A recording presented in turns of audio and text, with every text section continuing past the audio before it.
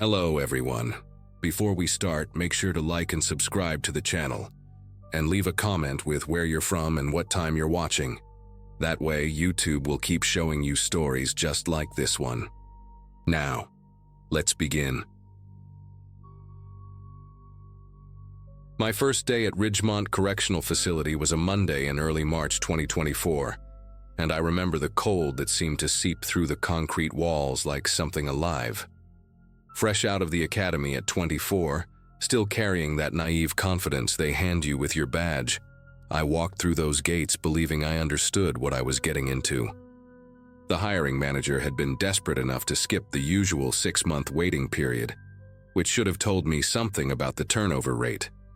My girlfriend at the time, Naomi, had begged me to take the warehouse job her cousin offered instead, said prisons changed people in ways they never saw coming. I told her I wanted to make a difference, that someone had to do this work. She broke up with me 3 weeks later, said she could already see something hardening behind my eyes. I thought she was being dramatic. Now I understand she was probably the smartest person I ever dated.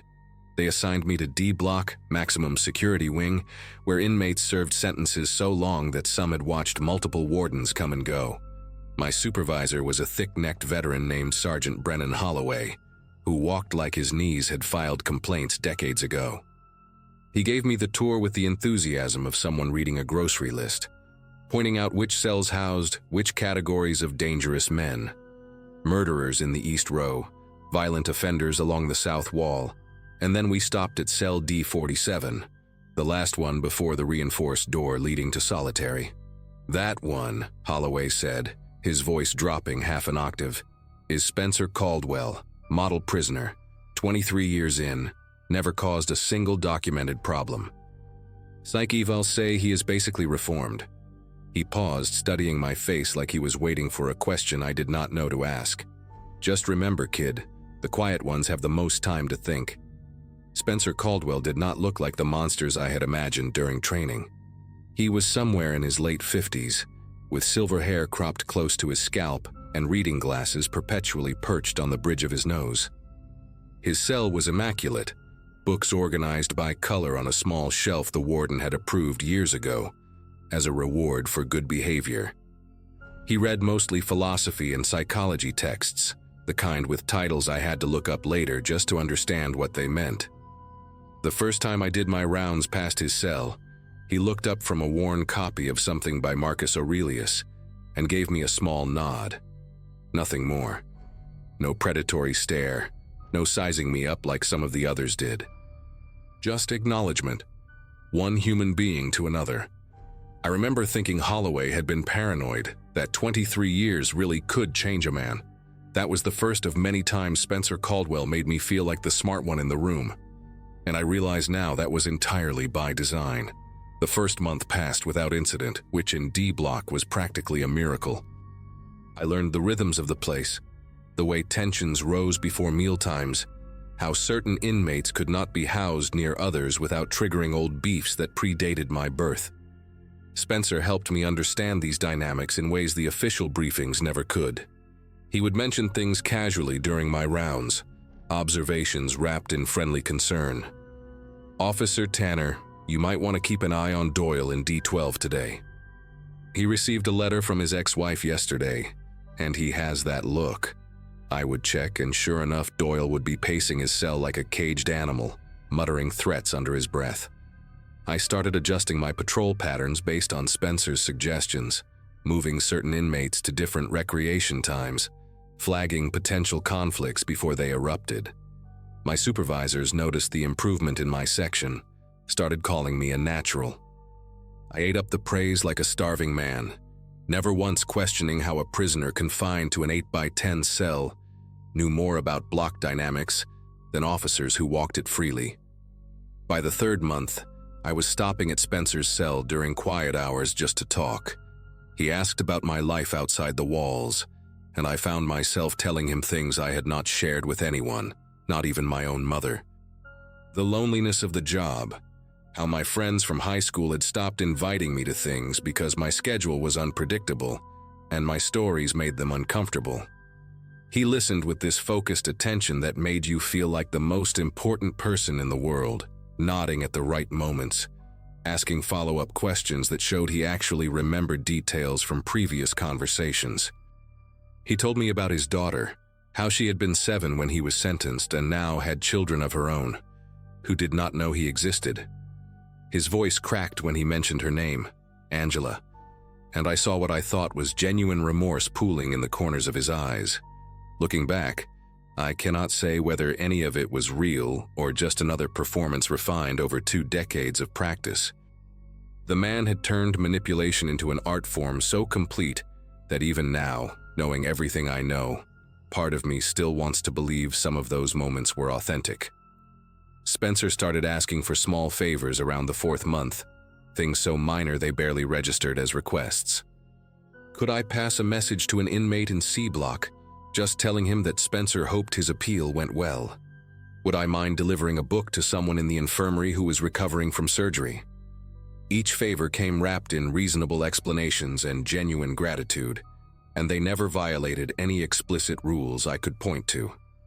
The messages were always innocuous when I read them, just well wishes and philosophical quotes. I became his courier without ever consciously deciding to take on the role, and the other inmates started treating me differently because of it. Doors opened easier, tensions diffused faster, and I mistook fear for respect. There was one inmate, a massive man named Jerome Battles, who had put 3 guards in the hospital before my time, and he actually stepped aside in the corridor when he saw me coming. I thought I had earned something through my fair treatment of the population. The truth was far simpler and far more disturbing. I had become Spencer Caldwell's property, and everyone knew it except me. The first death happened on a Friday in late June, and I remember the heat that day was suffocating, the kind that makes men irritable and guards careless.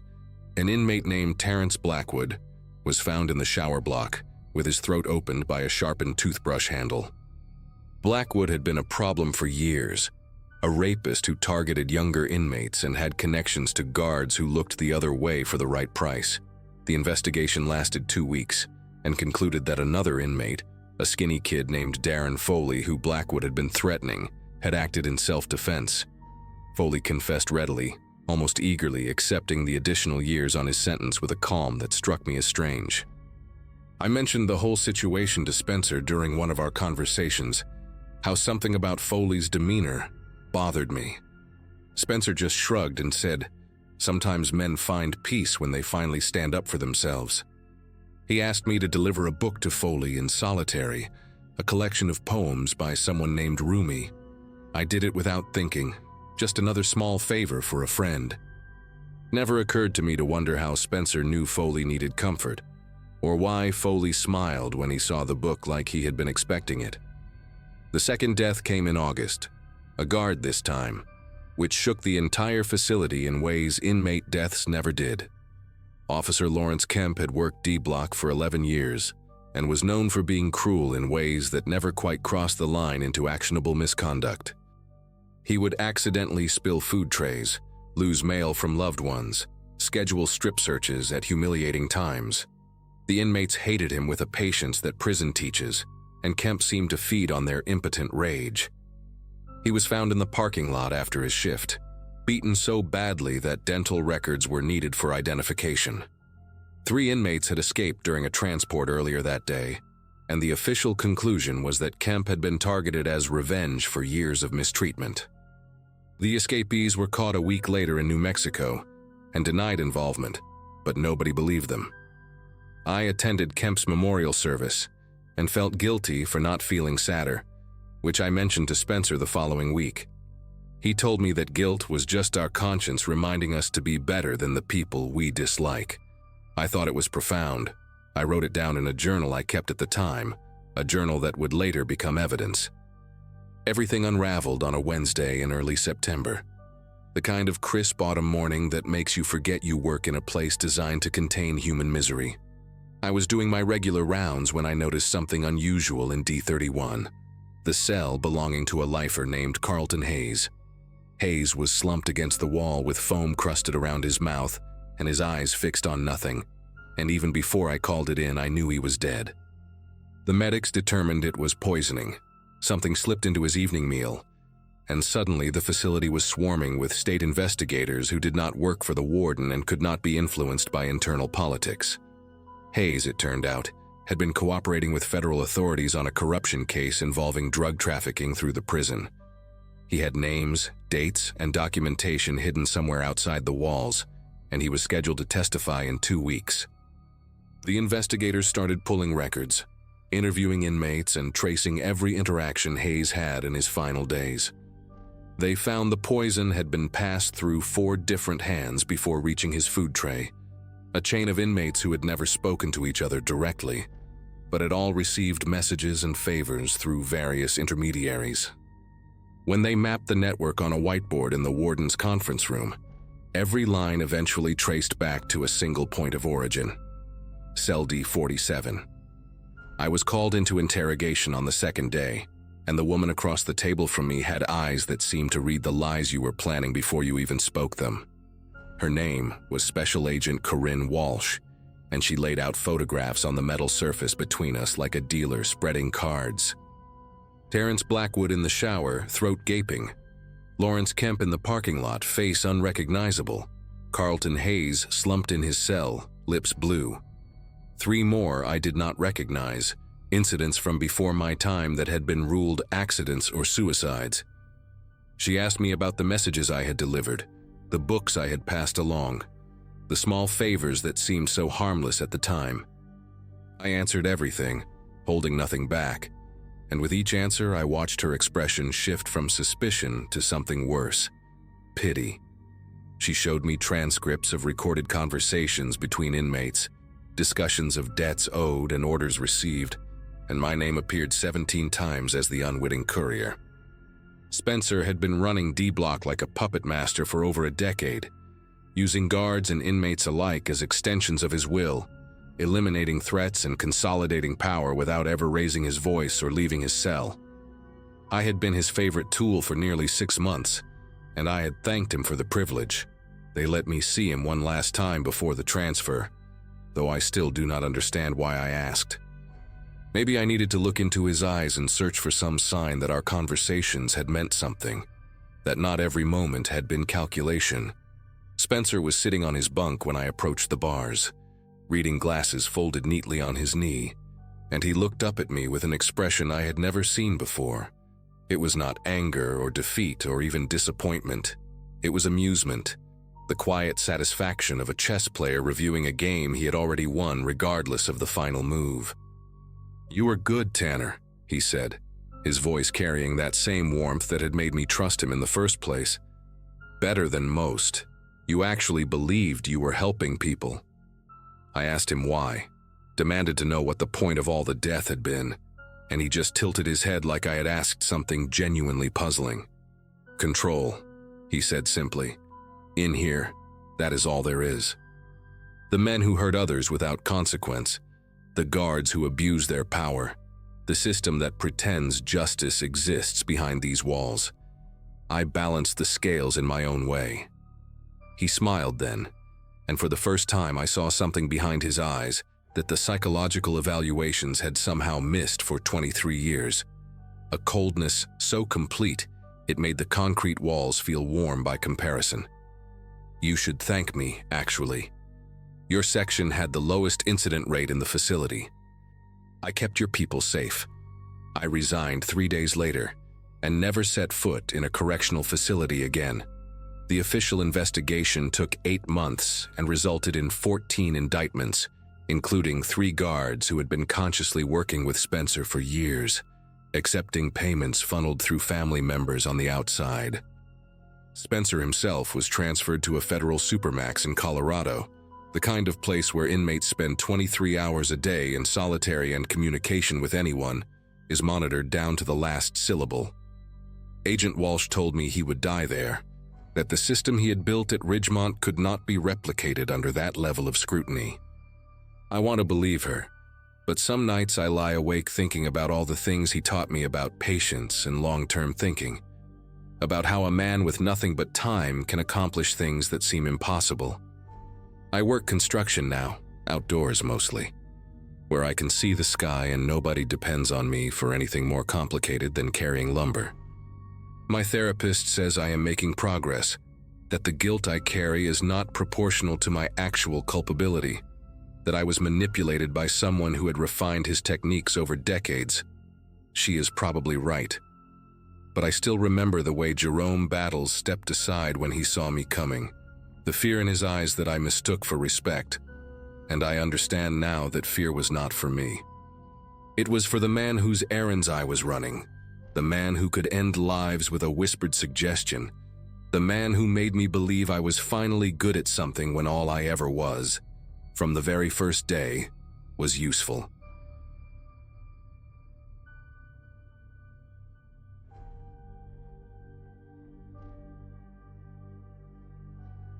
Coffee had gone cold in the styrofoam cup beside me when I first noticed the pattern in his breathing. April 2017. I remember because my daughter had just turned 7 the week before, and I was still carrying one of her birthday stickers on my laptop case, a glittery unicorn she had pressed there with her small fingers. Criminal psychology journalism had been my life for nearly a decade by then, having graduated from Northwestern in 2005 and spent years building a reputation for behavioral analysis pieces that went deeper than the usual crime reporting. That morning I was sitting across from a man named Simon Drucker in a small conference room at the Crestwood County Sheriff's Department in rural Ohio. He had agreed to speak with me about his former roommate, a man currently awaiting trial for the murders of 3 women in the Toledo area. Simon was technically just a witness, a peripheral figure in the investigation. But 15 minutes into our conversation, I realized I was looking at something far more interesting and far more dangerous than the man sitting in a cell downtown. Simon had this way of tilting his head exactly 2 seconds after I finished speaking, as if he was processing my words through some internal calculator before responding. His eyes would track to my mouth, then my hands, then back to my eyes in a precise triangular pattern that never varied. When I mentioned the victims, Bethany, April, and Suzanne, he produced the appropriate facial expressions, the furrowed brow, the slight downturn of the lips, the slow shake of his head. But the timing was wrong. Each reaction arrived a fraction of a second too late, like a foreign film with poorly synced dubbing. I had interviewed hundreds of people connected to violent crimes, from grieving families to reluctant witnesses to the perpetrators themselves. I knew what genuine emotion looked like, and I knew what performance looked like. Simon Drucker was giving me a masterclass in the latter, and he had no idea that I could see right through him. Or maybe, and this thought would haunt me for months, maybe he knew exactly what I could see, and he was showing me anyway. The interview lasted 2 hours. I asked him about his childhood in Dayton, his years working as an insurance adjuster, his relationship with the accused. Simon answered every question with the same measured cadence, never rushing, never stumbling. He told me about discovering that his roommate had been keeping newspaper clippings about the murders in a shoebox under his bed.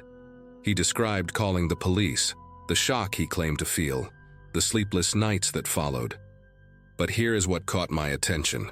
When he recounted finding those clippings, his pupils did not dilate. His breathing remained steady at 14 breaths per minute, the same rate he had maintained since sitting down. I had studied micro-expressions under Paul Ekman's methodology for years. I knew that genuine surprise triggers involuntary physiological responses. Simon's body betrayed nothing because there was nothing to betray. He had known about those clippings long before he claimed to have discovered them. Maybe he had put them there himself.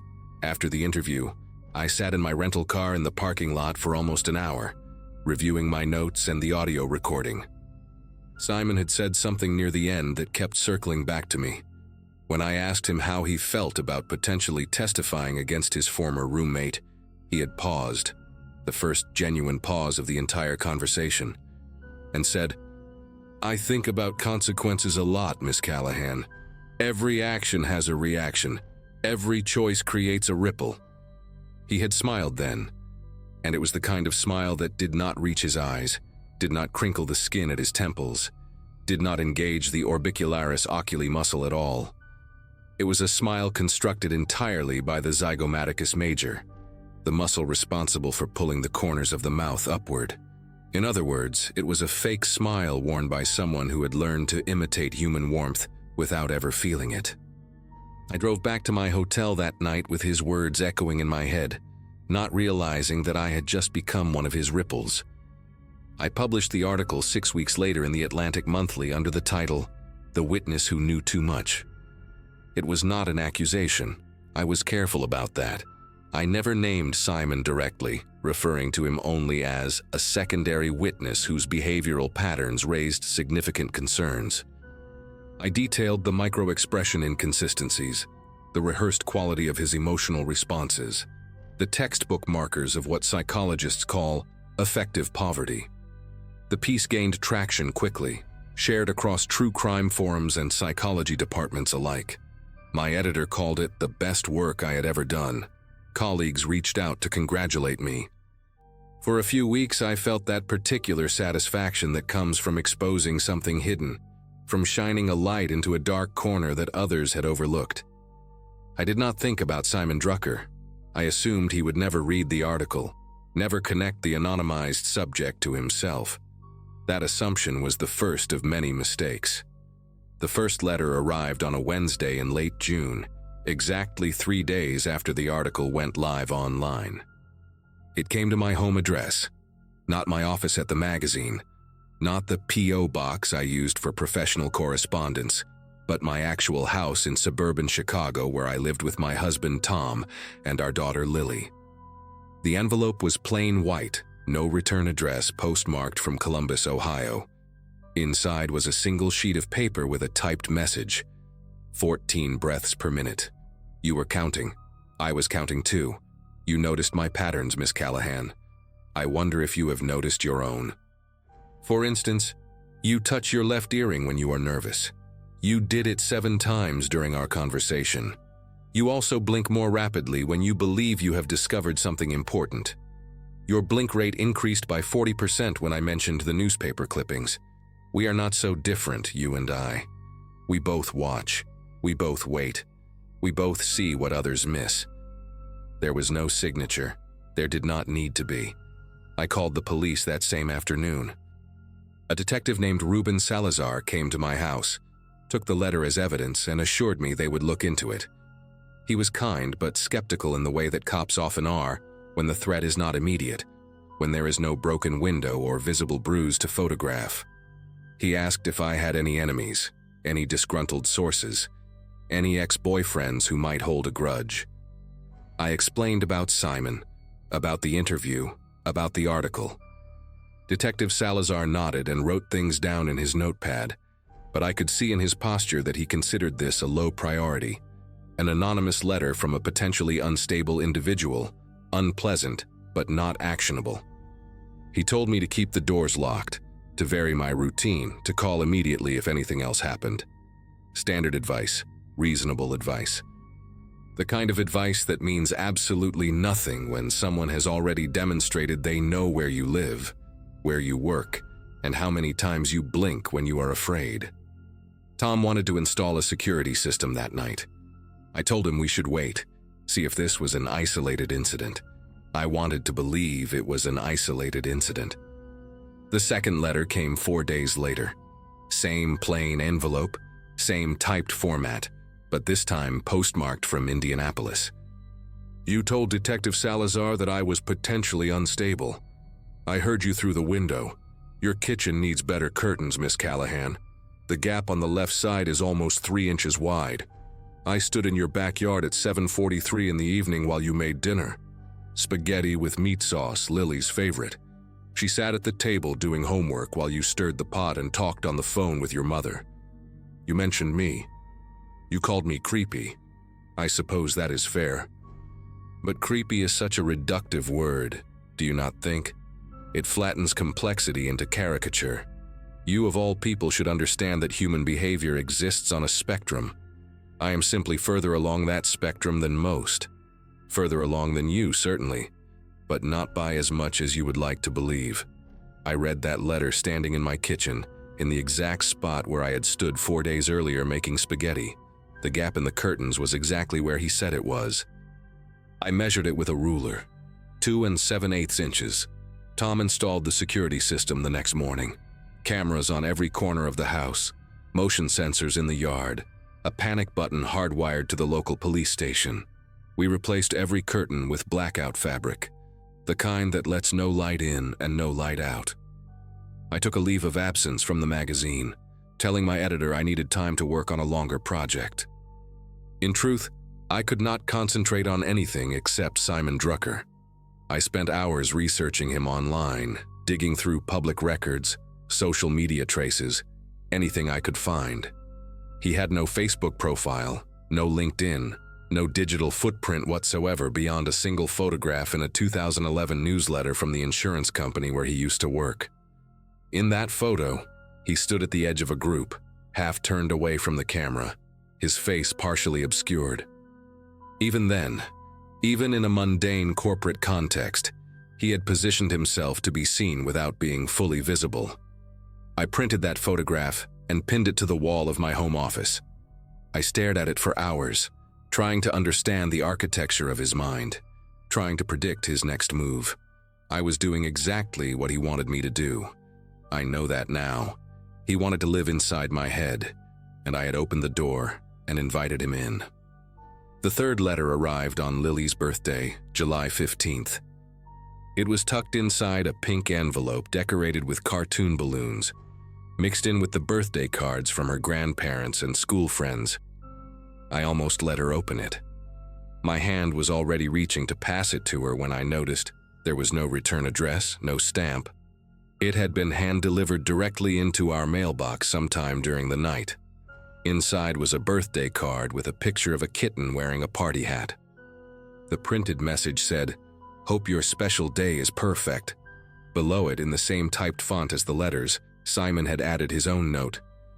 7 years old today. She has your eyes, Miss Callahan. That specific shade of green with the amber flecks near the pupil. I noticed it when she was playing in the front yard last Thursday. She was wearing a yellow dress with white daisies. Her laugh sounds like wind chimes. You should be proud. You have created something beautiful. I have never created anything beautiful, only the opposite. I wonder sometimes what that feels like to make something instead of unmake it. Perhaps you could explain it to me. Perhaps we could discuss it in person. Soon. I did not scream. I did not cry. I walked calmly to the bathroom, closed the door, and vomited until there was nothing left inside me. We left Chicago that same afternoon. Tom called his brother in Milwaukee and arranged for us to stay at his cabin near Lake Geneva, a small place surrounded by woods with no neighbors for half a mile in any direction. I packed 3 suitcases in under 20 minutes. Clothes, toiletries, Lily's favorite stuffed rabbit, my laptop, and the folder containing all of Simon's letters. Detective Salazar told me I was overreacting, that there was still no evidence of an imminent threat, that running away would only delay the inevitable confrontation. I hung up on him mid-sentence. The drive took 90 minutes, and I spent the entire time watching the rearview mirror, scanning every car that appeared behind us, memorizing license plates and driver silhouettes. Tom kept one hand on my knee and the other on the wheel, his jaw tight, his knuckles pale. Lily sat in the back seat watching cartoons on her tablet, oblivious to the fact that her entire world had just been uprooted because a man she had never met had decided to make her mother the focus of his attention. I had studied predators for years. I had written about their methods, their motivations, their patterns of escalation. I knew that flight was rarely a permanent solution, that determined stalkers could track their targets across state lines, across countries, across decades. But I also knew that staying in that house, in that kitchen with the curtains I could no longer look at without feeling sick, was no longer an option. The cabin should have felt safe. It was isolated, hidden, accessible only by a single dirt road that wound through dense pine forest. Tom's brother had not used it in years, and we told no one where we were going. Not my editor, not my mother, not even Detective Salazar. For 3 days, We existed in a kind of suspended animation, playing board games with Lily, cooking simple meals, pretending that we were on a spontaneous family vacation, rather than hiding from a man who had memorized the color of my daughter's eyes. On the fourth morning, I woke at sunrise and walked down to the lake to clear my head. The water was still, reflecting the pale orange sky like a mirror. I stood on the wooden dock and breathed deeply, trying to convince myself that we had escaped, that Simon could not possibly know where we were, that the nightmare was finally over. Then I looked down and saw it, a single sheet of white paper tucked beneath a rock at the edge of the dock. The typed message was brief. "The lake is beautiful at dawn. 14 breaths per minute, Miss Callahan. You are calmer here. That is good. Calm people make better decisions. I will be in touch." I did not move for a long time. I just stood there watching the water, understanding for the first time that there was nowhere on earth I could go where he would not find me. I stopped running after that morning, not because I gave up, but because I finally understood that running was part of his game. He wanted me afraid, reactive, predictable. So I did the opposite. I called Detective Salazar and apologized for hanging up on him. I contacted an FBI agent named Claudia Vega, who specialized in stalking cases, and provided her with every letter, every detail, every observation I had made about Simon's behavioral patterns. I hired a private investigator named Marshall Kent, a former Army intelligence officer who understood surveillance and counter-surveillance in ways that most civilians never would. For 3 months, we built a case. Marshall discovered that Simon had been following me for weeks before our initial interview. He had requested the meeting, not the sheriff's department. He had manufactured the connection to the accused killer, inserting himself into the investigation specifically to get access to me. He had read every article I had ever written, attended 2 conferences where I had spoken, and created a detailed psychological profile of my habits and vulnerabilities. When the FBI finally arrested him in October, they found a storage unit in Cincinnati containing over 400 photographs of me, my family, my home, my car. They found notebooks filled with transcriptions of conversations he had overheard. They found detailed maps of every location I had visited in the past 2 years. He had been studying me the way I studied criminals, methodically, patiently, obsessively. The difference was that I wrote articles. He was planning something else entirely, something the investigators never fully disclosed to me, but that I understood from the look in Agent Vega's eyes when she told me we had stopped him just in time. Simon Drucker is currently serving 12 years in a federal facility in Pennsylvania for stalking, criminal harassment, and making terroristic threats. He will be eligible for parole in 2026. I know this because I check the status of his case every single month, marking the days on a calendar that I keep hidden in my desk drawer. Tom and I sold the house in Chicago and moved to a different state. I will not say which one. Lily is 14 now, a freshman in high school who plays volleyball and wants to become a veterinarian. She does not remember much about that summer, and I have never told her the full story. I still work as a journalist, though I no longer write about criminal psychology. I cover education policy now, school funding and curriculum debates, subjects that feel safely distant from the darkness I once found so fascinating.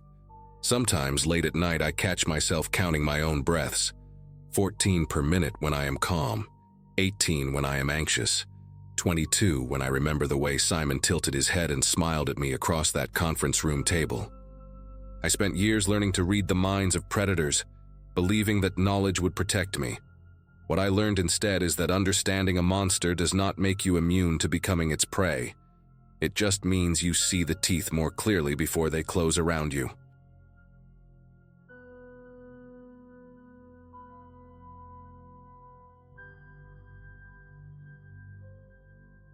Everyone kept telling me I deserved someone who would treat me right, and when Nathan walked into my life, I thought the universe had finally listened.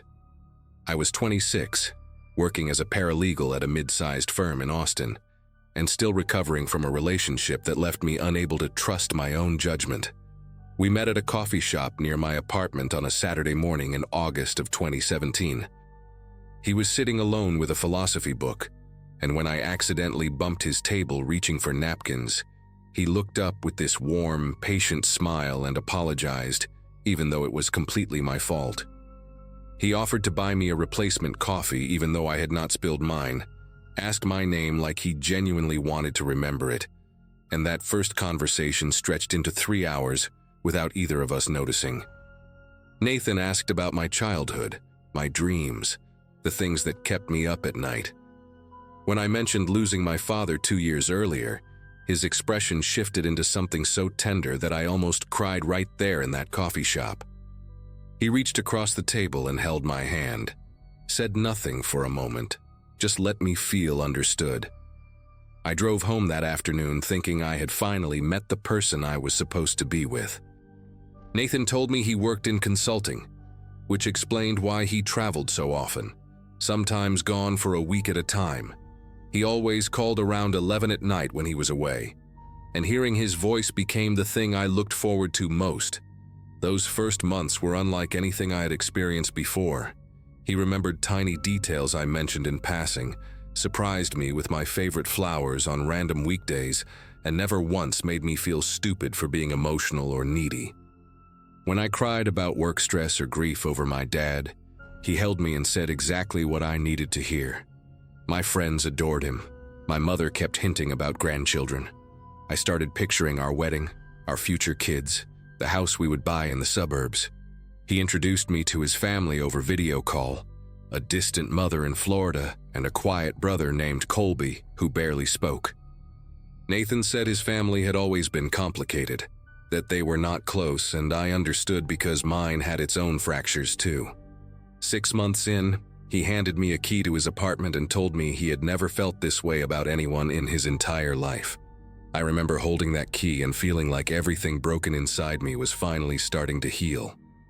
The first crack appeared around month 8, so small I almost missed it. We were at dinner with my coworker Beth and her husband, and I made a joke about Nathan being terrible at cooking. Everyone laughed, including him, but on the drive home he went completely silent. When I asked what was wrong, he said nothing at first, just kept his eyes on the road. Then, in this calm and measured voice, he told me that I had embarrassed him in front of people, that I had made him look incompetent, that a partner should build you up instead of tearing you down in public. I was so caught off guard that I apologized immediately, even though part of me knew the joke had been harmless. He accepted my apology, squeezed my hand, and by the time we got home, he was back to his normal self, making tea and asking about my day like nothing had happened.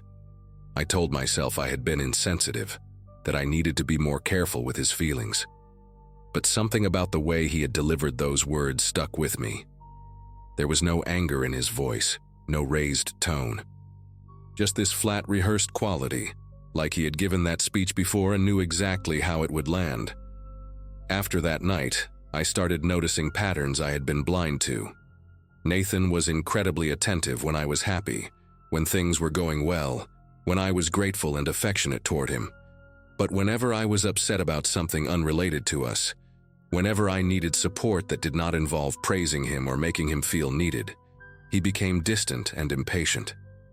I remember calling him once after a terrible day at work, crying because a case I had spent months on fell apart, and his response was to ask if I had picked up his dry cleaning like I promised. When I said I forgot because of everything happening, he sighed and told me he understood, but his voice had this edge to it, this quiet disappointment that made me feel guilty for being upset in the first place. I started keeping my problems to myself. I stopped calling him when I was sad. I learned to perform happiness around him because that was the only version of me he seemed to want. My friends noticed I was quieter, that I laughed less, but when they asked if everything was okay, I said yes because I did not know how to explain what was happening. I did not even have words for it yet. The lies started unraveling on a Wednesday in March, almost a year into the relationship. Nathan had left his laptop open on the kitchen counter while he showered, and I walked past it on my way to grab water. I was not snooping, not at first, but the screen was right there, and there was a Facebook message notification from someone named Kristen with a heart emoji next to her name. I stood there for maybe 10 seconds, telling myself not to look, telling myself there had to be an explanation. Then I clicked. The conversation went back months. She called him baby, asked when he was coming to visit again, mentioned missing him in her bed. There were photos I wish I had never seen. My whole body went numb as I scrolled, reading message after message that proved the man I loved had been living a double life. When Nathan came out of the shower and saw me standing there, he did not panic. He did not yell or try to grab the laptop. He just looked at me with this expression of profound sadness, like I was the one who had done something wrong by finding out.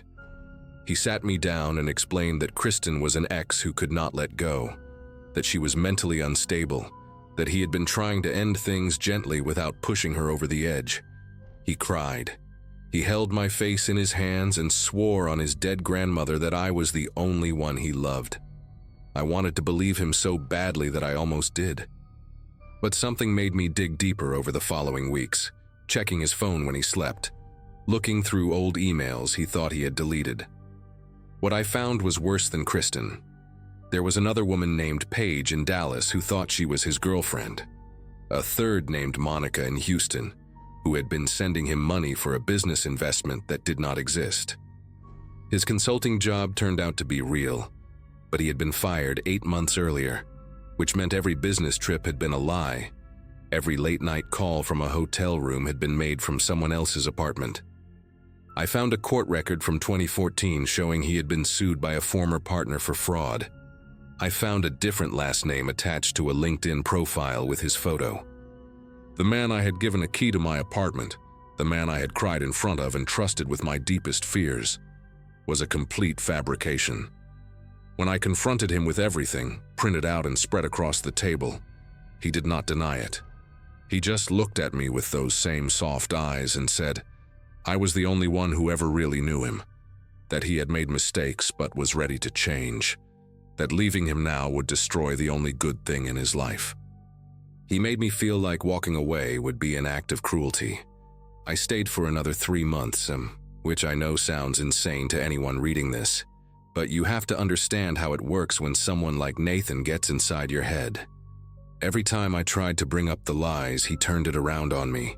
He said I was paranoid, that I was letting my past trauma ruin something beautiful, that my inability to forgive was proof I had never really loved him. He cried so often during those conversations that I ended up comforting him instead of getting answers. He started monitoring where I went, who I talked to, how long I took to respond to his texts. If I was 10 minutes late coming home from work, he needed a detailed explanation. If I mentioned a male coworker, he wanted to know everything about him. He framed it all as concern, as love, as fear of losing me after everything we had been through. My friend Beth tried to have a conversation with me about it once, said she was worried I was not acting like myself anymore, and I got so defensive that we did not speak for 2 weeks. Nathan told me she was jealous of what we had, that real friends would support our relationship instead of trying to tear it apart. I believed him because believing him was easier than admitting I had wasted a year of my life on someone who did not exist. The isolation happened so gradually that I did not notice until it was complete. My mom and I used to talk every Sunday, but Nathan always seemed to need me during those calls, always had some small emergency that required my attention. I stopped reaching out to friends because explaining why I could not meet up was exhausting, and Nathan's disappointment when I made plans without him was unbearable. He never told me I could not see people. He just made it so uncomfortable that avoiding everyone felt like the path of least resistance. I lost weight because I was too anxious to eat. I stopped sleeping through the night because I never knew which version of him I would wake up next to.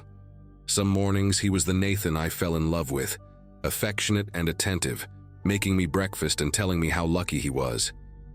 Other mornings he was cold and distant, answering my questions with one word, making me feel like I had done something wrong without ever telling me what.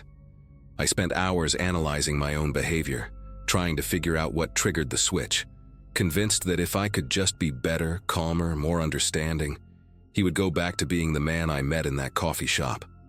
That was the trap. I kept chasing someone who had never been real in the first place.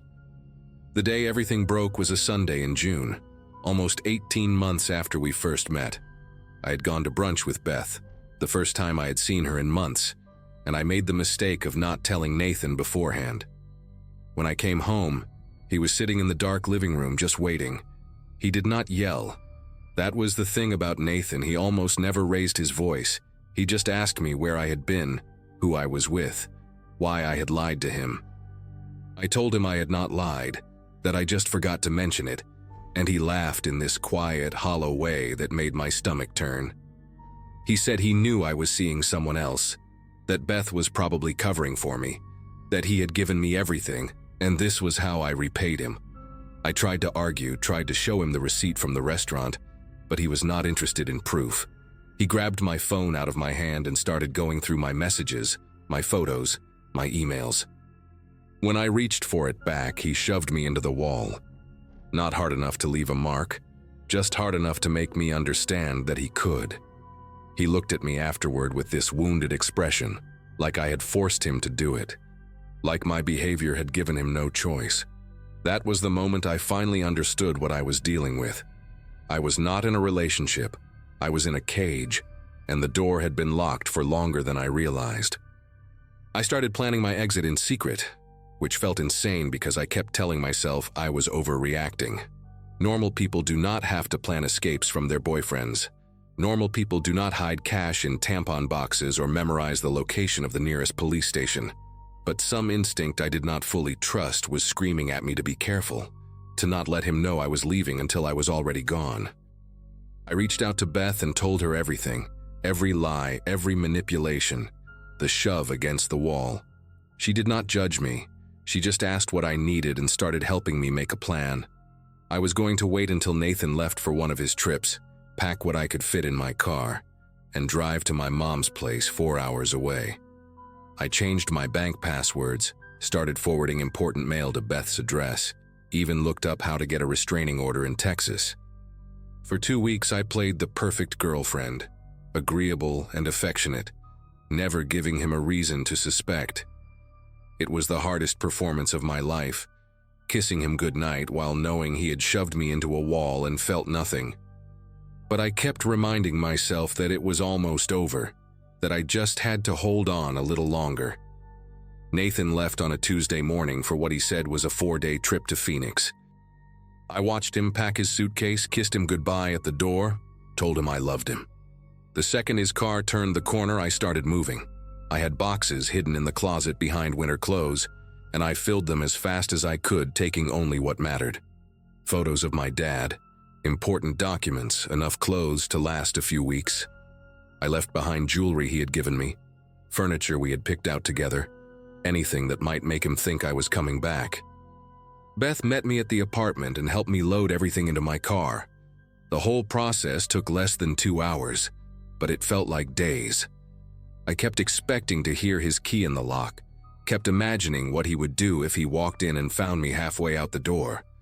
When I finally drove away from that apartment complex, I cried so hard I had to pull over twice.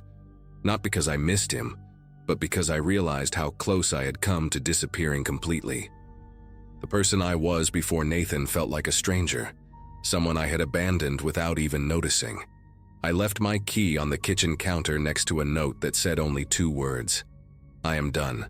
No explanation, no apology, nothing he could use against me later. The drive to my mom's house was the longest 4 hours of my life, and for weeks afterward I kept waiting for the other shoe to drop. Nathan called 47 times in the first 3 days. He left voicemails that cycled through every emotion, begging and crying, and then cold and threatening, and then sweet again, promising he would change if I just gave him one more chance. I blocked his number, and he created new ones. I blocked those too. He emailed my work account, messaged my friends on social media, even sent flowers to my mom's house with a card that said he would always love me. My mom called the police, but they said there was nothing they could do unless he showed up in person or made explicit threats. For months, I jumped every time I heard a car door slam, checked every parking lot for his black Camry, avoided going anywhere alone after dark. Then, just as suddenly as it started, it stopped. The calls, the messages, the flowers, everything went quiet. I never heard from Nathan again. I do not know if he found a new target, got arrested for something else, or simply decided I was not worth the effort. Sometimes I search his name online just to see if anything comes up, and I always find nothing. It is like he never existed at all, which I guess is fitting because the man I fell in love with never did. I am 30 now, still living near my mom, still flinching at loud noises in quiet rooms. I date sometimes, but I cannot stop looking for the signs, the too perfect attention, the questions that dig a little too deep, the empathy that only shows up when it benefits them. I do not know if I will ever trust anyone the way I trusted him, and maybe that is okay. Maybe surviving someone like Nathan means carrying a piece of that fear forever, like a scar that never fully fades. I just hope whoever reads this recognizes something before it is too late. The warning signs are always there. We just have to stop telling ourselves we are imagining them.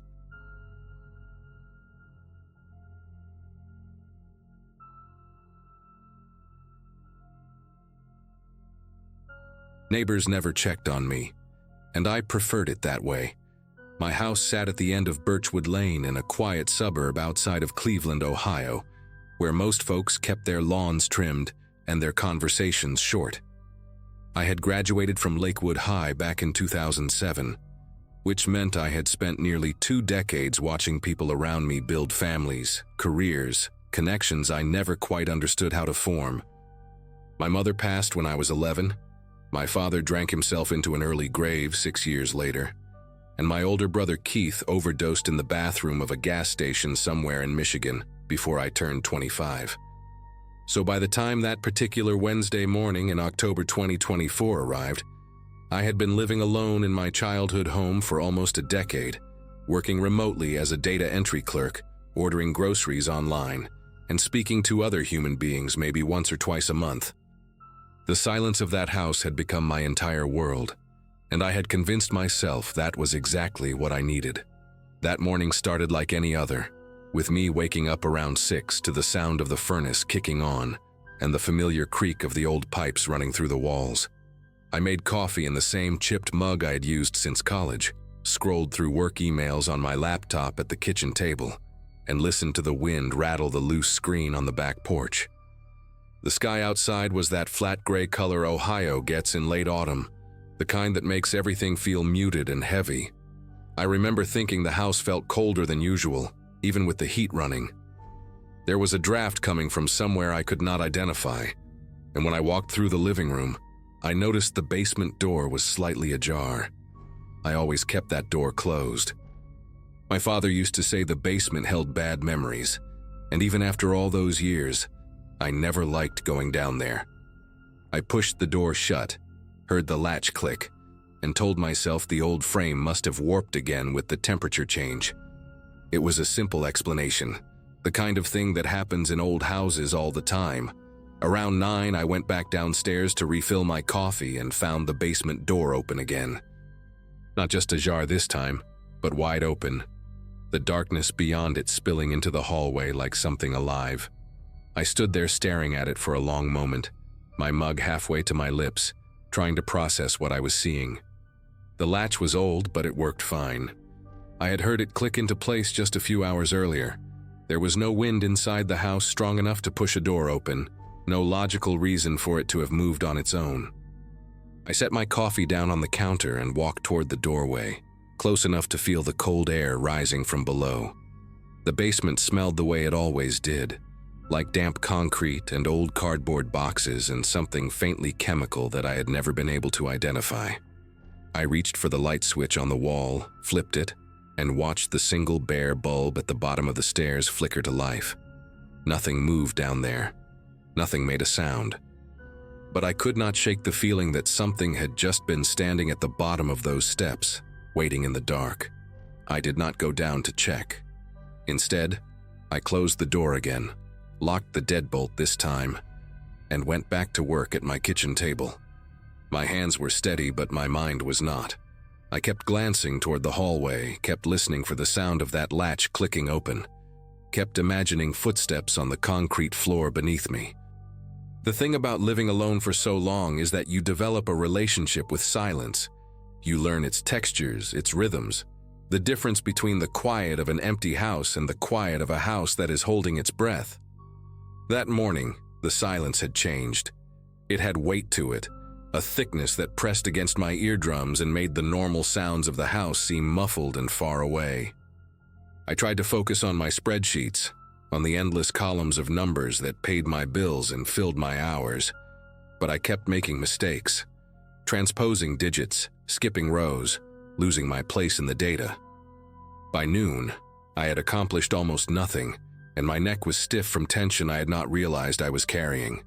I decided to make lunch just to give myself something normal to do. I was standing at the stove heating up a can of soup when I heard a voice from the living room. It was faint, barely above a whisper, but I heard it clearly enough to make out the words. Someone said my name. Not my full name, but the nickname my mother used to call me when I was a child, the one nobody else in the world had ever used. Tommy Bird. She called me that because I used to wake up early and sit by the window watching the sparrows in the backyard, and she said I chirped just like them when I got excited about something. I had not heard that name spoken out loud in over 20 years. I turned off the burner and stood completely still, the can of soup forgotten, listening so hard my ears started to ring. The house was silent again. No footsteps, no breathing, no rustle of movement. Just that heavy, waiting quiet that had settled over everything since morning. I told myself I had imagined it. I told myself the isolation was getting to me, that I needed to go outside, talk to another human being, do something to break the pattern of my days. But deep down, in the part of my brain that still remembered what my mother's voice sounded like, I knew what I had heard. I found him in my mother's old bedroom. I had kept that room closed since she died, the door locked. Everything inside exactly as she left it. Her reading glasses on the nightstand, her slippers by the bed. The framed photograph of Keith and me as children, taken at Cedar Point the summer before everything started to fall apart. I never went in there, never opened that door, because doing so would mean accepting that she was really gone. But that afternoon, I walked down the hallway and saw the door standing wide open, light from the window spilling out into the corridor, and there was a man sitting on her bed.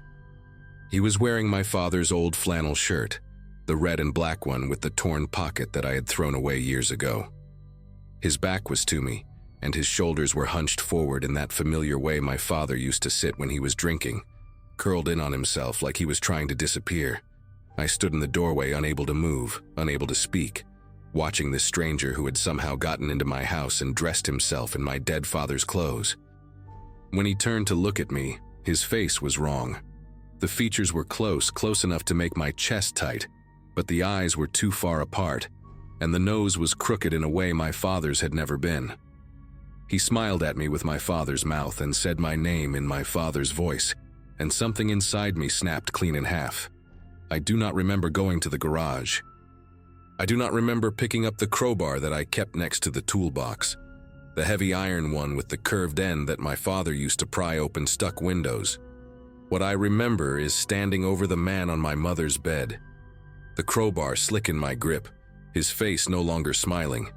He had his hands up in front of him, palms out, and he was saying something I could not understand. The words did not make sense. They were not my father's words, not the slurred accusations and bitter disappointments I had grown up hearing. This man was begging. He was crying. He kept saying a name that was not mine, kept asking for someone called Marcy, kept telling me he was sorry, and that he did not mean to scare anyone. But I knew what he was. I knew he had come into my home wearing my dead father's face, trying to trick me, trying to break into the careful order I had built to survive. The first swing caught him across the forearm, and I heard the bone crack like a dry branch. The second one hit his shoulder as he tried to roll away from me. By the third, he had stopped begging and started screaming, and by the fourth, he had stopped making any sound at all. The silence afterward was different from any silence I had known before. It was absolute, complete, like the house itself had been holding its breath, and finally exhaled.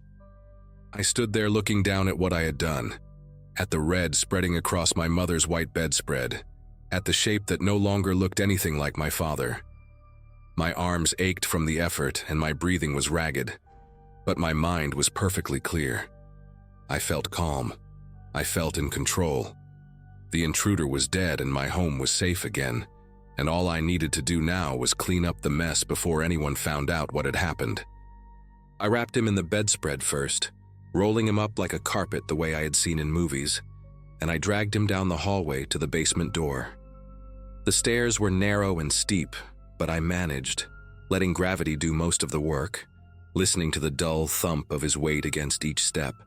I buried him in the dirt floor at the back of the basement, behind the old furnace where my father used to hide his bottles from my mother. It took me 3 hours to dig a hole deep enough, and by the time I finished, my palms were blistered and my back was screaming. But I did it. I covered him up and tamped down the earth and spread some old boxes over the spot to hide the disturbed soil. Then I went upstairs and started cleaning. I thought it was over. I spent the rest of that evening scrubbing blood from the hardwood floors, washing the walls where splatter had reached, burning the crowbar handle in the backyard fire pit along with my stained clothes. The smell of bleach filled every room in the house, so strong it made my eyes water, but I kept going until there was no trace left of what had happened. I remade my mother's bed with fresh sheets from the linen closet, sheets she had bought years ago and never used, still in their original plastic packaging. I vacuumed the hallway carpet 3 times. I checked every lock, every window, every possible entry point.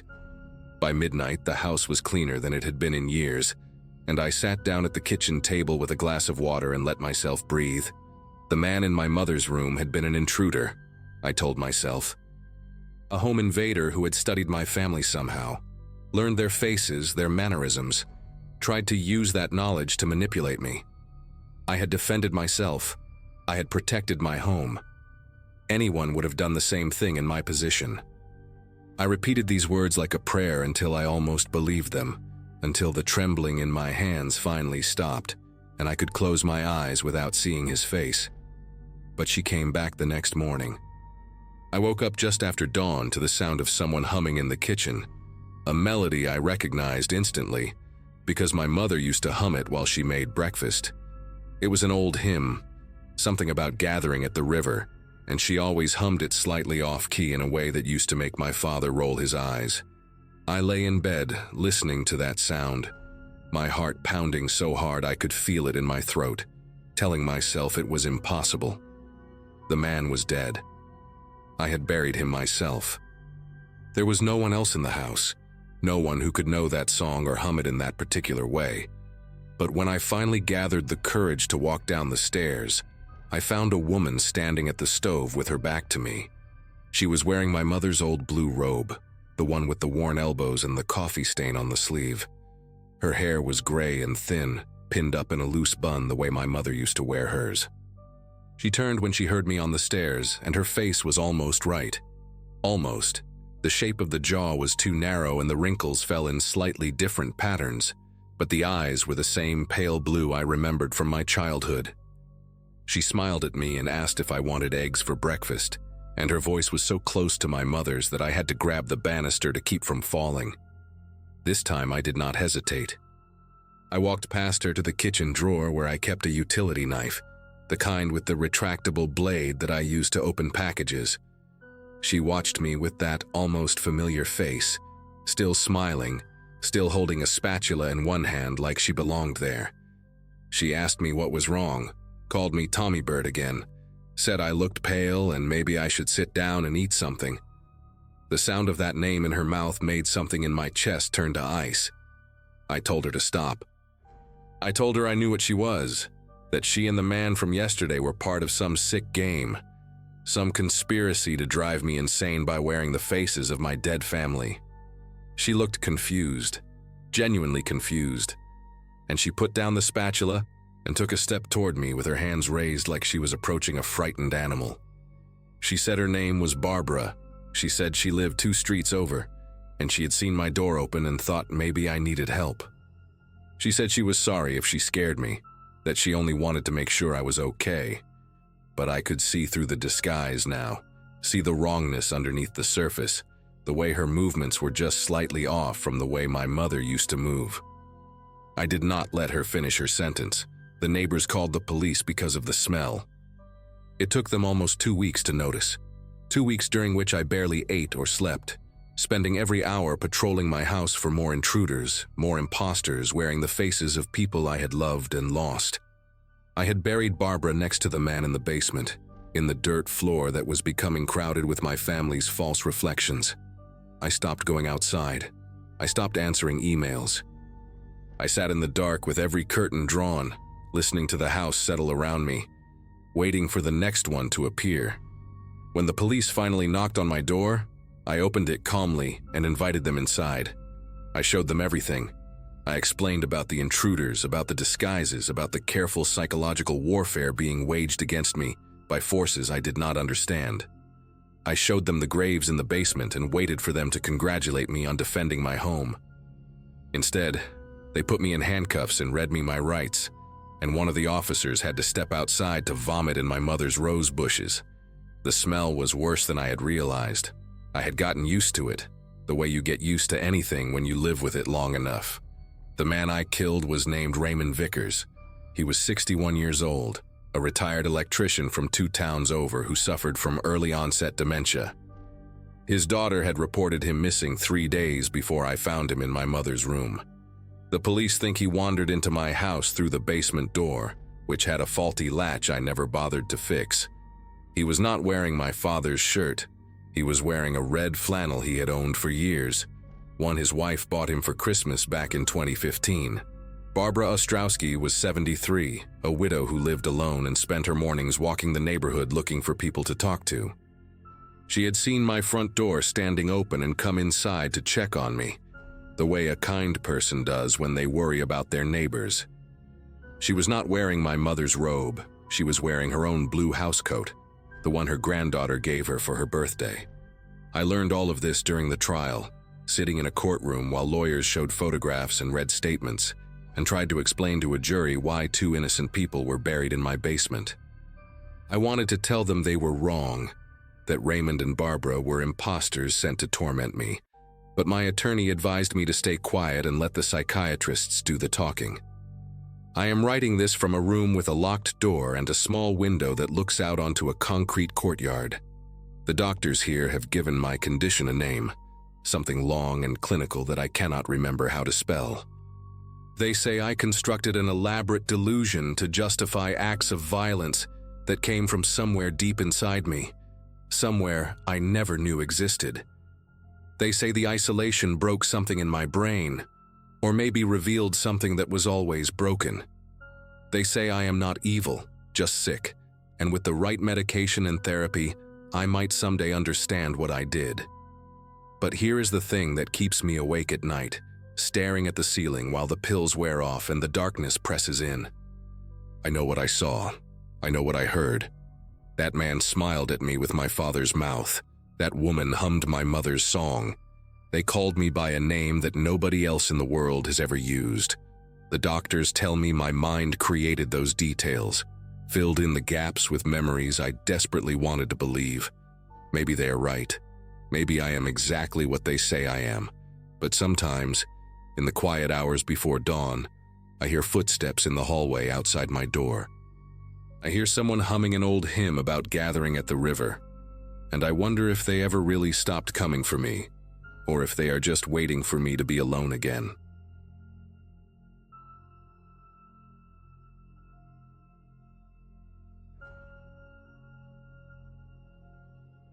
Nobody tells you how much of your dignity you lose when you become a patient. I had been dealing with lupus for about 6 years by the time they transferred me to St. Matthias Regional in late October 2017. My rheumatologist back home in Tennessee had done her best, but my kidneys were starting to show signs of involvement, and she wanted me under the care of someone who specialized in autoimmune nephrology. The name Dr. Wesley Pratt came up almost immediately. The man had published dozens of papers, trained at Johns Hopkins, and had this reputation that made nurses speak about him in hushed, reverent tones. When I found out I was being assigned to his care, I remember feeling relieved. My mom called crying happy tears. We thought I had won some kind of lottery. I was 34, scared out of my mind about what was happening to my body, and I genuinely believed this man was going to save me. The first week, everything seemed perfect. He was attentive, thorough, asked questions nobody had ever thought to ask. I told my husband Greg on the phone that I finally felt like I was in good hands. The shift happened so gradually that I almost missed it. Around the second week of my stay, I started noticing small things. My evening medication, which I had been taking at 8 for years, kept arriving late. Sometimes 9, sometimes closer to 10. When I mentioned it to the nurses, they just said Dr. Pratt had adjusted the schedule. Fine, I thought. He knows best. But then my prednisone dosage changed without anyone telling me. I only realized because the pills looked different, smaller than usual. I asked about it during rounds, and Dr. Pratt gave me this patient smile and said they were trying a new protocol, that I should trust the process. His tone was calm, almost fatherly, but something in his eyes made me uncomfortable. Not cruel exactly, more like distant, clinical in a way that felt too detached. The other patients in my ward, mostly women around my age dealing with similar conditions, seemed to adore him. Janet, the woman in the room next to mine, called him a godsend. But I started keeping a little notebook by my bed. Dates, times, what pills I received, how I felt after. I told myself I was being paranoid. I really wanted to believe that. The third week is when Janet got worse. She had been doing well, or at least that is what everyone kept saying. Her color was good. She was walking the halls with me in the afternoons, talking about her grandkids back in Georgia. Then one morning I woke up to commotion outside my room. Nurses rushing past, that urgent but controlled pace they use when something is really wrong. Janet had crashed overnight. Kidney failure, they said. Acute and sudden. I remember standing in my doorway watching them wheel her to the ICU, and Dr. Pratt was right there, his face grave and concerned, speaking softly to her daughter who had arrived in a panic. He looked like a man who genuinely cared. But later that day, when he came to check on me, I noticed something that made my chest tight. He asked how I was feeling, the usual questions, but then he paused and looked at my notebook on the bedside table. Just for a second. His expression did not change, but he asked what I was writing. I said it was just a journal, personal stuff to pass the time. He nodded and smiled, said that was healthy, keeping the mind active. But when he left, I noticed my notebook had been moved slightly. The pen was on the wrong side. I started paying closer attention to everything after that. The ward had about 12 patients, all women, all dealing with chronic autoimmune conditions. Most of us were long-term, weeks or months of treatment. I began talking to the others more, casual conversations in the common room or during our slow shuffles down the corridor. What I found out made me uneasy. Donna, a 46-year-old with scleroderma, told me her symptoms had gotten mysteriously worse since arriving, despite the aggressive treatment plan. She was losing weight, could not keep food down, and nobody could explain why. Yolanda, who had been there the longest, almost 3 months, said she had filed a complaint early on about her medication being inconsistent, but nothing ever came of it. When I asked if she had talked to Dr. Pratt about it, she just shrugged and said he always had an explanation. He always had data to back it up, charts and numbers and test results that made you feel stupid for questioning him. The man had an answer for everything, delivered with that same patient, almost paternal tone. I started to wonder if the answers were actually true, or if we were all just too sick and too scared to push back. My own body started betraying me around day 19. I woke up with joint pain so severe I could barely move my fingers. This was not normal for me, not even during my worst flares back home. My face was puffy, my ankles swollen, and when I urinated, there was a dark tint that scared me. I pressed the call button and waited, and waited. It took almost 40 minutes for someone to come, a young nurse named Brooke, who looked genuinely apologetic. She said they were short-staffed, took my vitals, and promised to page Dr. Pratt. He showed up 2 hours later, unhurried, clipboard in hand. I told him everything, described each symptom in detail, and he listened with that composed expression of his.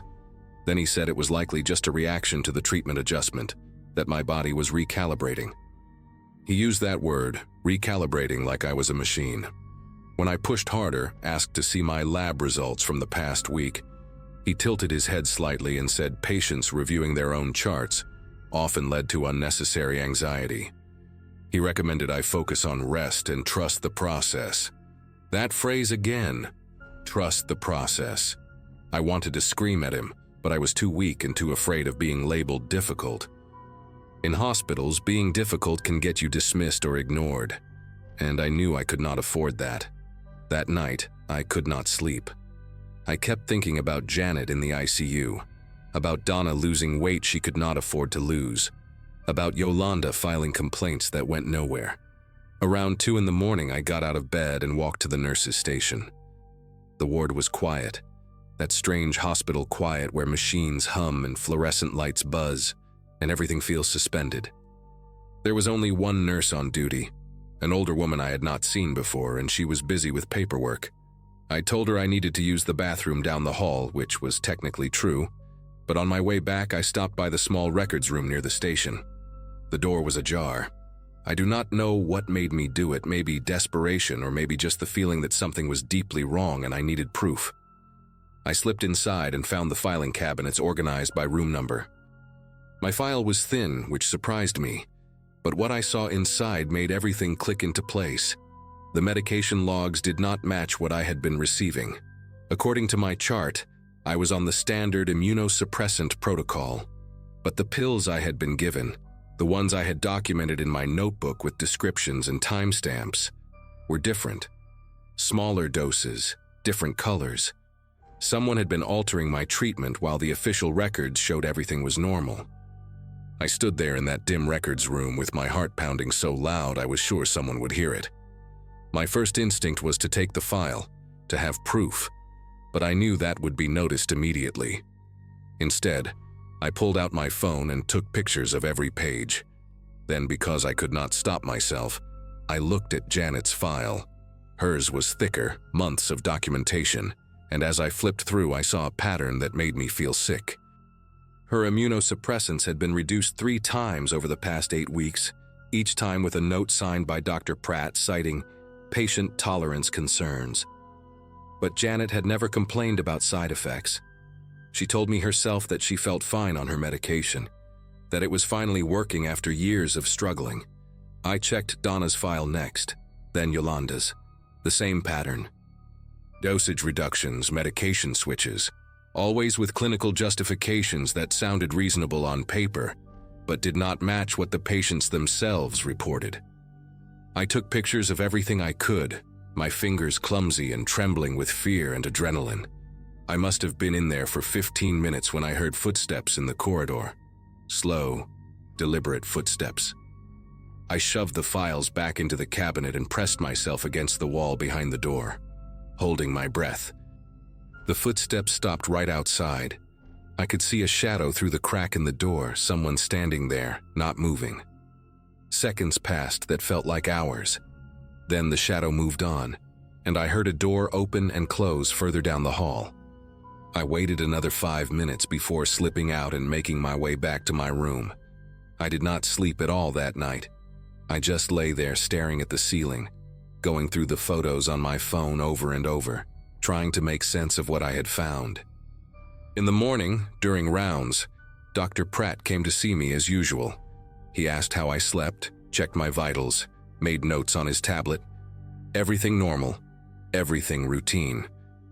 But right before he left, he paused at the door and turned back to me. He said he noticed I had been up late, that the night nurse mentioned seeing me in the hallway. His voice was casual, friendly even, but his eyes held mine for just a beat too long. He said I should be careful, that wandering around at night was not good for my recovery. Then he smiled, wished me a good day, and left. I understood the message perfectly. He knew. Maybe not exactly what I had seen, but he knew I was looking. And that smile, that calm and professional smile, was a warning. I called Greg that afternoon and told him everything. He wanted to drive up immediately, pull me out of there, but I begged him to wait. If I left against medical advice, my insurance would not cover the treatment I desperately needed, and we were already drowning in medical debt. Instead, I asked him to contact a patient advocate and maybe a lawyer, someone who could look at the photos I had taken and tell us what to do. He agreed, but I could hear the fear in his voice, the helplessness of being 3 hours away, while his wife was trapped in a place that was supposed to heal her. After we hung up, I tried to act normal. I went to the common room, talked to Donna about her daughter's wedding, smiled at the nurses, ate my bland hospital lunch. But I noticed things I'd missed before. The way certain nurses avoided eye contact with Dr. Pratt. The way one of the younger residents, a woman named Shaw, always seemed tense during rounds. Her jaw tight, her responses clipped. I tried to approach her later that day, caught her alone by the vending machines. I asked if I could talk to her privately about my care. She looked at me with something like panic in her eyes and said I should direct all questions to Dr. Pratt. Then she walked away so fast she almost ran. That told me more than any file could. The staff knew. Maybe not all of them. Maybe not the details, but enough of them knew something was wrong and they were too scared or too complicit to speak up. The retaliation started the next morning. A nurse I had never seen before came in at 6 to draw blood, said it was for additional testing ordered by Dr. Pratt. She took 4 vials, which seemed excessive, but what could I say? An hour later, another nurse came with new medication, pills I did not recognize. When I asked what they were, she checked her chart and said it was a new anti-inflammatory, that Dr. Pratt had added it to my regimen. I pretended to take them, tucked them under my tongue and spit them out as soon as she left. I hid them in my pillowcase, planning to have them analyzed later. By noon, I was called for an unscheduled MRI, then an ultrasound, then more blood work. I spent the entire day being shuttled from one test to another, exhausted, dehydrated, my veins bruised from needles. Nobody would tell me what they were looking for. Every time I asked, I got the same answer. Dr. Pratt ordered it. By evening, I was too weak to eat. I just lay in my bed watching the door, flinching every time someone walked past. Greg texted to say the lawyer wanted to see the photos but needed more context. I started typing out everything I knew, every suspicion, every piece of evidence. But my vision was blurring and my fingers would not cooperate. Something was wrong with me, worse than before, and I knew it was not my lupus. It was him. He was doing something to me, and I could not prove it fast enough. What saved me was Greg ignoring my advice. He drove up that night without telling me, walked into the hospital around 10, and demanded to see me. When I heard his voice in the hallway arguing with a nurse, I started crying. He found me in my room looking like death, his words not mine, and he lost it. He started taking pictures of my bruised arms, the untouched food trays, my swollen face.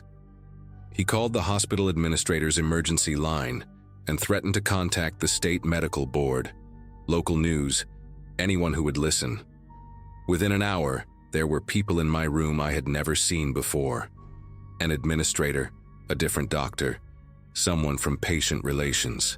Dr. Pratt was notably absent. They ran new tests, real tests this time, and found that my potassium levels were dangerously low, that I was severely dehydrated, that my kidney function had declined significantly since admission. The new doctor, a woman named Schultz who looked horrified as she reviewed my chart, ordered IV fluids and adjusted my medications immediately. She kept asking who had authorized certain tests, certain drugs, and nobody could give her a straight answer. I was transferred to a different hospital 2 days later, and I have never set foot in St. Matthias again. Here is the part that still keeps me awake. Nothing happened to Dr. Wesley Pratt. My lawyer sent the photos and documentation to the medical board, and an investigation was supposedly opened. But months passed with no updates. When I finally got a response, it said the investigation found insufficient evidence of misconduct. The official records, the ones he controlled, showed that my care had been appropriate and within standard protocols. My word against his, my little notebook against his decades of published research and sterling reputation. Janet died 6 weeks after I left, kidney failure listed as the cause. Donna was discharged and passed away at home 3 months later, complications from her condition. Yolanda, I never heard from again. I looked up Dr. Pratt last year just to see. He is still practicing, still publishing papers, still receiving awards. His photo on the hospital website shows him smiling, that same calm, patient smile, surrounded by grateful testimonials from patients who credit him with saving their lives. And maybe he did save some of them. Maybe that is what makes it so terrifying. He gets to choose. He sits in that white coat, behind that clipboard, and he decides who gets better and who does not. I cannot explain why he targeted us, what he got out of watching us deteriorate under his care. Control, maybe. Curiosity. The thrill of holding life in his hands and squeezing just to see what happens. I do not know.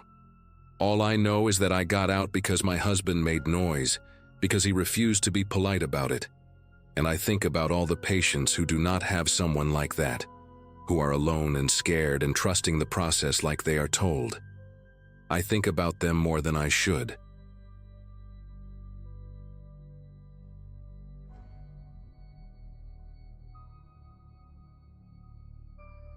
April of 2018 found me celebrating 10 years at Whitmore Financial, a mid-sized accounting firm in Nashville, where I had clawed my way up from entry-level analyst to senior account manager.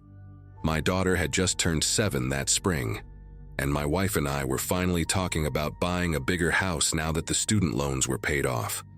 Life felt stable in a way it never had before. I remember thinking I had figured out the formula. Show up early, leave late, keep your head down, do good work, and the company would take care of you. The corner office on the 4th floor had my name written all over it, at least in my mind. I had earned the trust of 3 different supervisors over the decade, survived 2 rounds of layoffs, and built a reputation as the guy who could fix any account that went sideways. That version of me seems almost naive now, like watching home videos of someone who has no idea what is coming. Our department head, a gruff but fair man named Phil Buckner who had mentored me since my 2nd year, announced his early retirement at the end of March. Heart problems, he said, though I suspected his wife had finally convinced him that 60-hour weeks were not worth the corner office. The company brought in his replacement within 2 weeks, a woman named Vanessa Cole, who came with glowing recommendations from a competitor firm in Atlanta. She was maybe 40, always impeccably dressed, with this calm and measured way of speaking that made everything sound reasonable. During her first week, she made a point of meeting with each team member individually, asking about our goals, our families, our concerns about the department. I walked out of that meeting feeling optimistic. She had listened intently, taken notes, asked follow-up questions about my daughter. It felt like the kind of leadership transition that might actually improve things. I had no way of knowing that our conversation had been a reconnaissance mission, that she was mapping out exactly which pressure points would work best when the time came to dismantle everything I had built. The first incident happened about 3 weeks into her tenure, small enough that I almost dismissed it entirely. I had been working on the Pemberton account, a difficult client who required constant hand-holding and precise documentation. Vanessa had sent me an email on a Tuesday asking for a status update by end of week, which I delivered Thursday afternoon, a full day early. The following Monday, during our team meeting, she mentioned casually that she was concerned about the Pemberton timeline, noting that she had requested the update by Wednesday, and it had arrived late. I opened my mouth to correct her, but she had already moved on to the next agenda item, her tone light and unbothered. After the meeting, I checked my email to confirm the original deadline. Friday. She had clearly written Friday. I almost forwarded it to her as a polite correction, but something made me hesitate. Instead, I took a screenshot and saved it to a folder on my desktop. It felt paranoid at the time, like I was overreacting to a simple miscommunication. That folder would grow thick with screenshots over the coming months. 2 weeks later, I was called into a meeting with Vanessa and the HR representative. a nervous young man named Jerome who kept adjusting his glasses. Vanessa explained, with genuine-sounding concern in her voice, that a coworker had reported feeling uncomfortable with some comments I had allegedly made about workload distribution. She would not tell me who had complained or what exactly I had said, citing confidentiality, but she wanted me to know that she took these matters seriously and hoped we could move forward with better communication. I sat there stunned, running through every conversation I could remember from the past month.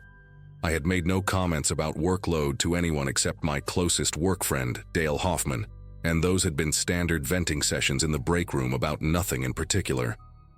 When I tried to ask clarifying questions, Vanessa smiled warmly and said she was sure it was just a misunderstanding, that she was not looking to make a big deal of it, that she simply wanted to keep me informed. Jerome nodded along without ever meeting my eyes. I left that meeting feeling like I had been accused of a crime without being told what the crime was, and the worst part was how reasonable Vanessa had made the whole thing sound. I started paying closer attention after that, and once I knew what to look for, the pattern became impossible to ignore. Small things kept happening, each one deniable on its own, but adding up to something deliberate. I would be left off email chains about projects I was leading, then questioned about why I had not contributed to discussions I never knew were happening. Meeting times would shift without anyone notifying me directly, and I would arrive to find my colleagues already mid-conversation, Vanessa offering a sympathetic look and saying she was sure someone had told me. My access to certain shared files was revoked due to what IT called a system glitch, though it took 2 weeks and 3 help desk tickets to restore. One afternoon, I overheard 2 junior analysts whispering near the elevator, and when I approached, they went quiet in a way that made my chest tighten. I asked Dale about it later, and he hesitated before saying that Vanessa had mentioned in a sidebar that I was going through some personal issues and that the team should be patient with me. Personal issues. I had never told her anything about personal issues because there were none to tell. She was inventing a version of me and distributing it like a memo. The isolation was the hardest part to explain to my wife, Colleen. I mean, not Colleen. Her name is Laura. Sorry, I get mixed up sometimes even now when I think about that period. I would come home and try to describe what was happening, but it sounded paranoid even to my own ears. My boss changed a deadline and then said she did not. A coworker filed a vague complaint that nobody will explain. These were not the kinds of problems that translated well over dinner. Laura would listen patiently, suggest that maybe Vanessa was just disorganized. Maybe there had been genuine miscommunication. Maybe I should give it more time. And part of me wanted to believe that, wanted to accept the simpler explanation. But I could see the doubt creeping into my wife's eyes when I brought it up too often. The way she would change the subject to our daughter's school play or the leak in the basement. I started keeping things to myself, partly because I did not want to sound crazy, and partly because I was starting to wonder if maybe I was. That is what this kind of thing does to you. It makes you question your own memory, your own perception, your own sanity. And looking back, I think that was exactly the point. By June, I had assembled a folder with over 40 screenshots, saved emails, and time-stamped notes documenting every incident I could catch. I felt like a detective building a case, except the case was my own professional survival. Dale was the only person at work I trusted enough to confide in, and one Thursday after everyone else had left, I showed him the folder. His face went through several expressions as he scrolled through the evidence. Confusion, then recognition, then something that looked a lot like fear. He admitted that he had noticed some of the same patterns, that Vanessa had asked him pointed questions about my work habits and my attitude, questions that seemed designed to elicit negative responses. But he also told me something that made my throat go dry. Vanessa had already spoken to him privately about her concerns regarding my performance, framing it as a confidential discussion about how to support a struggling colleague. She had painted a picture of someone falling apart, missing deadlines, alienating coworkers, possibly dealing with substance issues. Dale said he had pushed back, told her that did not match the person he knew, but she had just nodded sympathetically and thanked him for his loyalty. The word she used was loyalty, like defending a friend of 10 years was some kind of character flaw. I decided to go to HR directly, bypassing Vanessa entirely. I spent a weekend organizing my documentation into a clear timeline, printing everything out in case digital files could be altered or deleted. Monday morning, I requested a meeting with the head of human resources, a woman named Diane Prescott, who had been with the company almost as long as I had. I sat in her office and laid it all out. The changed deadlines, the phantom complaints, the whispering campaigns, the systematic exclusion. I showed her the emails with timestamps that contradicted Vanessa's claims. I kept my voice steady even though my heart was pounding against my ribs like it wanted to escape. Diane listened without interrupting, her expression unreadable, occasionally making notes on a yellow legal pad. When I finished, she thanked me for bringing this to her attention and said she would look into it. There was something in her tone, though, a careful neutrality that felt rehearsed. As I stood to leave, she asked me one question that I still remember word for word. She asked if I had been feeling overwhelmed lately, if everything was okay at home.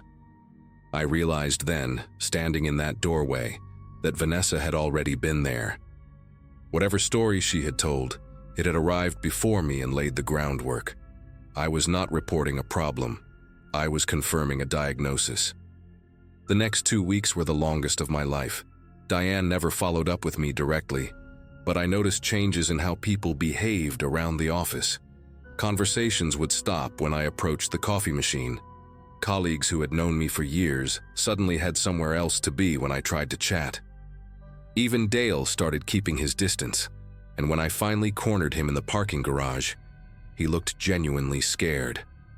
He told me that Vanessa had called a private meeting with the team while I was out at a client site.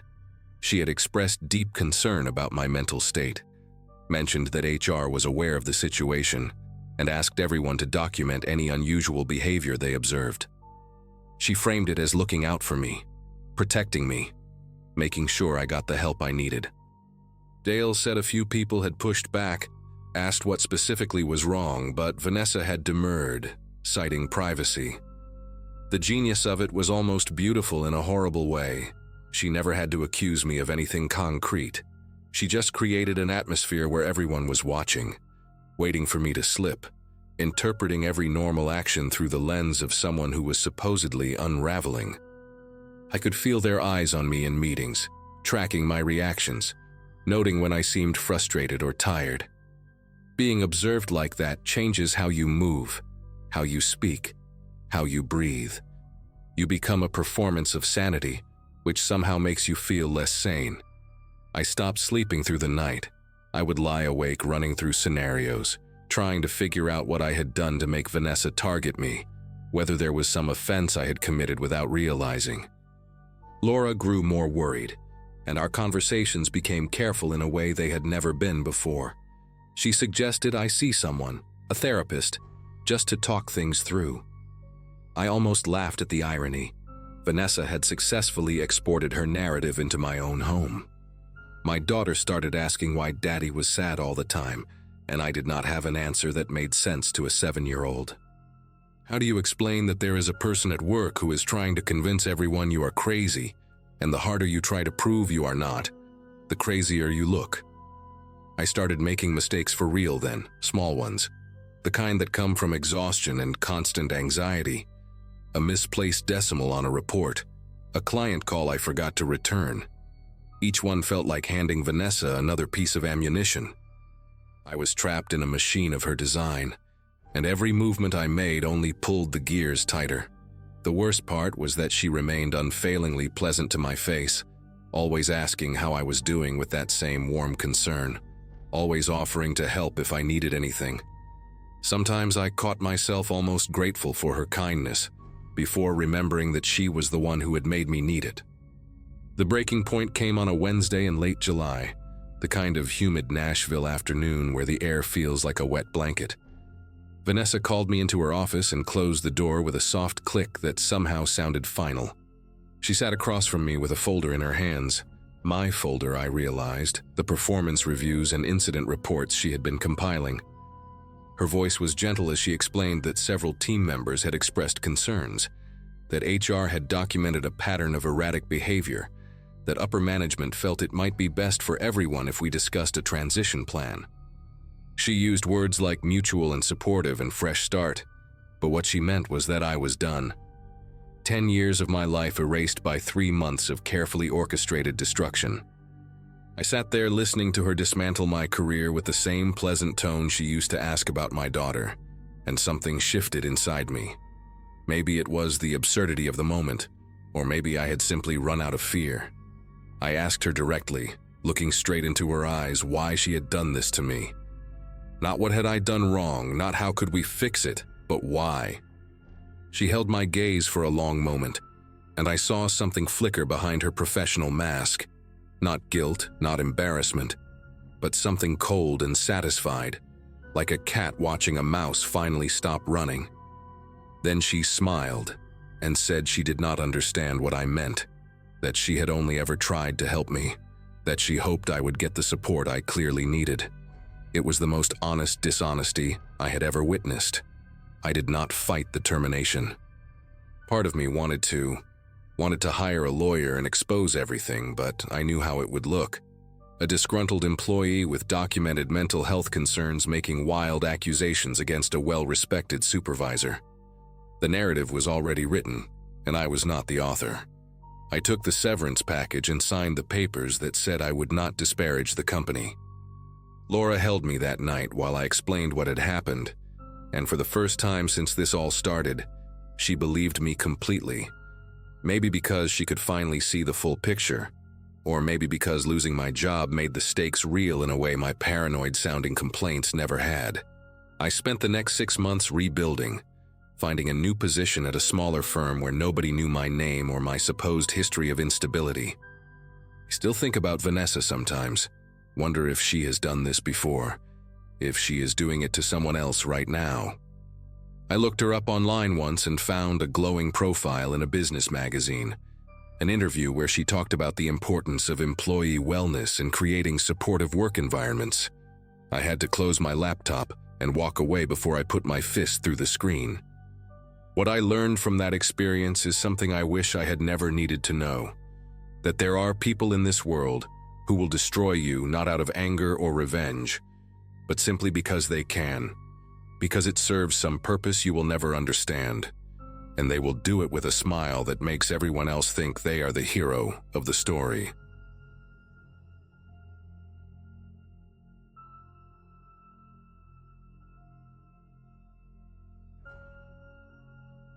That winter, life felt small and repetitive in my town, the kind of place where everyone recognizes your truck before they remember your name. I was working long shifts at a local supply store, saving money and trying to keep my head down after a rough year. Most days followed the same rhythm: early mornings, dusty shelves, familiar faces, and the quiet comfort of routine. People here value predictability, and anything that breaks it gets noticed fast.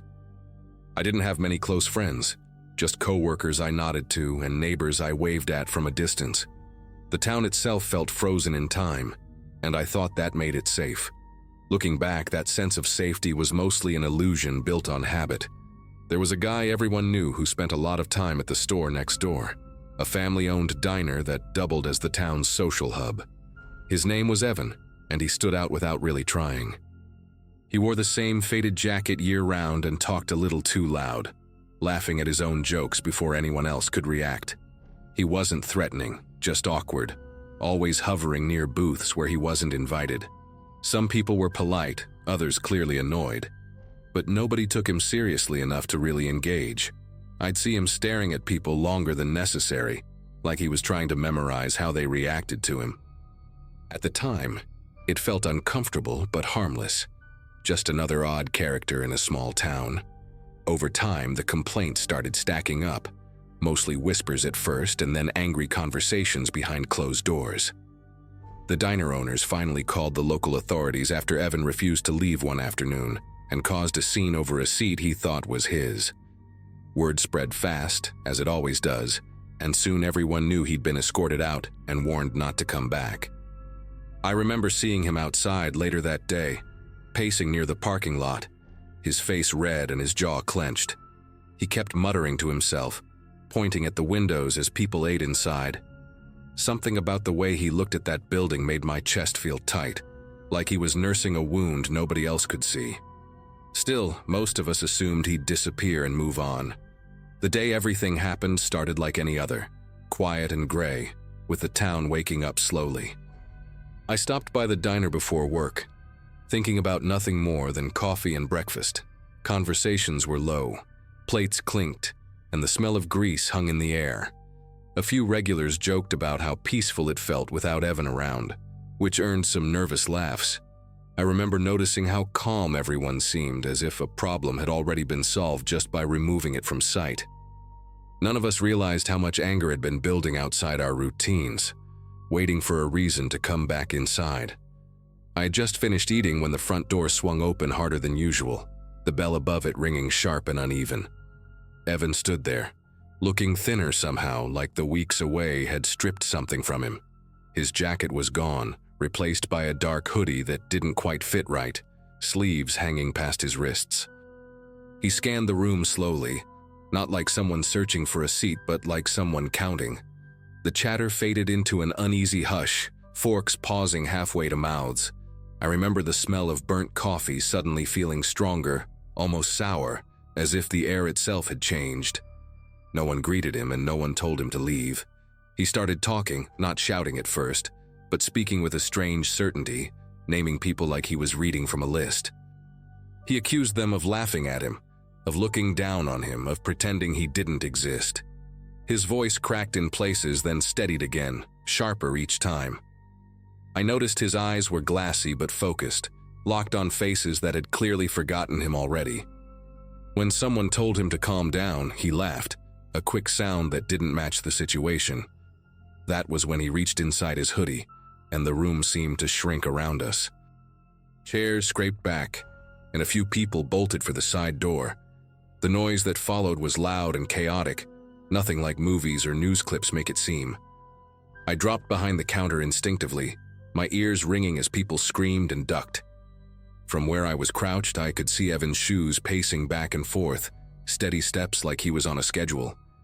He kept talking between shots, rambling about respect and being pushed aside, about how everyone would remember him now.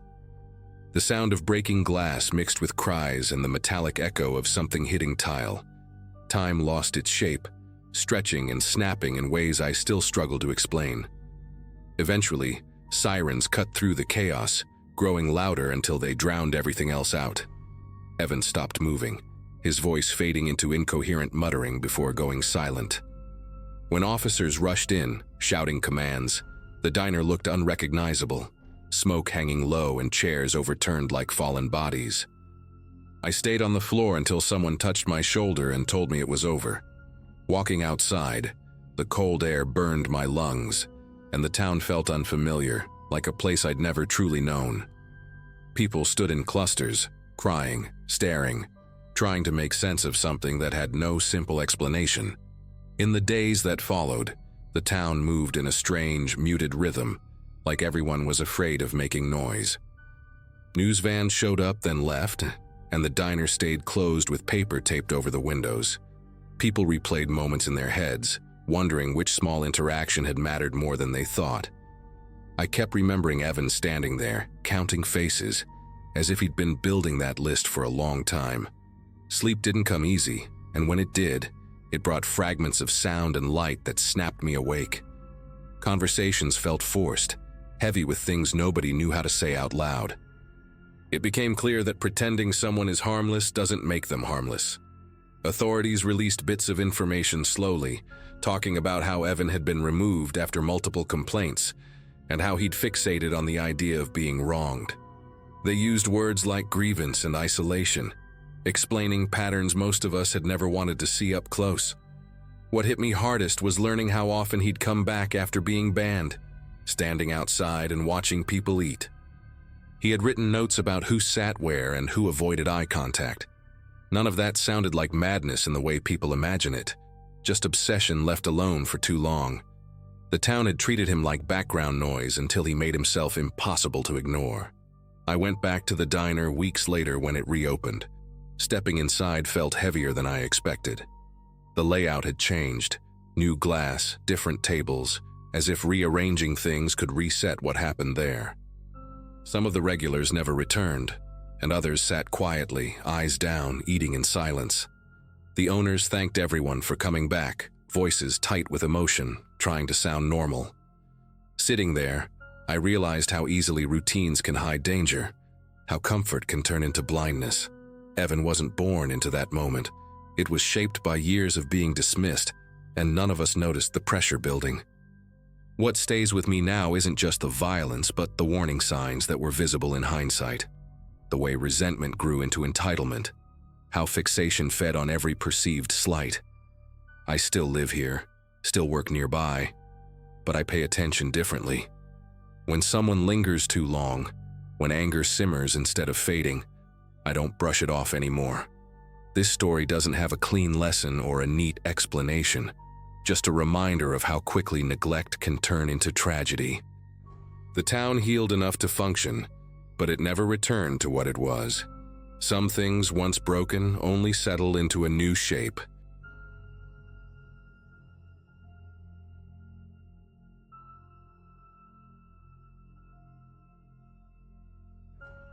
Early that spring, my routine felt stable in the quiet way routines usually do. I worked a standard office job, lived alone in a small apartment, and spent most evenings either cooking or unwinding at the gym a few blocks away. Life wasn't exciting, but it was predictable, and that predictability mattered to me more than I realized at the time. The gym was familiar territory, a place where faces blurred together and conversations stayed light. I kept to myself, nodded at people I recognized, and left without lingering. That's where I met her during one of those forgettable moments that usually disappear from memory. We shared a quick conversation near the water fountain. Nothing personal, nothing intense. At least that's how it felt to me in that moment. Her name was Megan, and she had an easy way of talking, the kind that makes silence feel unnecessary. She mentioned the weather, asked if I'd tried the new rowing machines, laughed at something I said that wasn't really a joke. The interaction lasted maybe 3 minutes, then we went our separate ways. I remember thinking she seemed friendly in a generic way, like dozens of people I'd crossed paths with before. There was no exchange of numbers, no plans to meet again, nothing that felt like the beginning of anything. I finished my workout and went home without giving it another thought. That night passed normally, and so did the next morning. Looking back, that's the part that unsettles me most, how ordinary everything still felt. A few days later, small things started to register in my mind. Not alarms, just mild friction against the day. While waiting in line for coffee, I caught the sensation of being observed, not stared at directly, but noticed. On my commute, the same car appeared behind me twice in different parts of town, which I brushed off as coincidence. An anonymous message showed up on my phone with no number attached, referencing a comment I'd made at the gym about hating early mornings. I assumed it was spam, maybe some marketing trick, and deleted it. That night when I got home, my apartment looked exactly as I'd left it. Still, there was a faint sense that something had shifted, like furniture moved an inch to the side. The first time I knew it wasn't nothing happened after work on a Monday evening. My keys weren't where I always dropped them, and my bathroom mirror had been wiped clean, free of the faint streaks I never bothered to fix. Inside my kitchen drawer, a receipt from weeks earlier was placed neatly on top, instead of crumpled underneath utensils. These weren't dramatic changes, just precise ones, deliberate enough to feel intentional. I stood there longer than I meant to, trying to convince myself I was misremembering. My phone buzzed again. Another message with no sender, this one mentioning the song I'd hummed while locking my door that morning. That was when the idea of coincidence finally fell apart. Something had already been paying attention far longer than I had. From that point on, my days began to feel rehearsed by someone else. I'd leave my apartment and notice the hallway light already on, even though it usually flickered and stayed dark. At work, a sticky note appeared on my desk reminding me of a meeting I hadn't told anyone about. The messages kept coming, always vague, always personal, mentioning things I said aloud only when I was alone. They never threatened me outright, which somehow made them worse. Each one read like a quiet acknowledgement, as if the sender wanted me to know I was being followed without ever admitting it. Sleep became shallow, broken by the sense that the night was no longer empty. Public spaces stopped feeling neutral. At the grocery store, I noticed Megan standing 2 aisles away, her cart barely filled, watching the shelves instead of the products. On another evening, she sat near me at the gym, stretching without earbuds, repeating a phrase I'd muttered to myself earlier that day. When our eyes met, she didn't look away quickly or awkwardly. She held my gaze calmly, almost patiently, like she expected recognition. I told myself it was paranoia, that once you notice a face, you see it everywhere. Still, my body reacted before my thoughts could catch up, tightening with every shared space.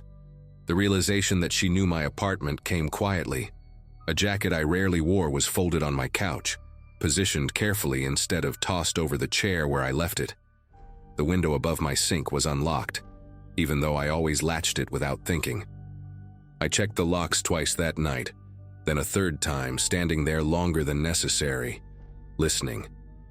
Another message arrived while I stood in the dark, commenting on the view from my living room and how peaceful it looked at night. There was no anger in the words, no excitement either, just certainty. That was when fear finally settled in, heavy and undeniable. Confrontation felt like the only way to reclaim control, even though every instinct warned against it.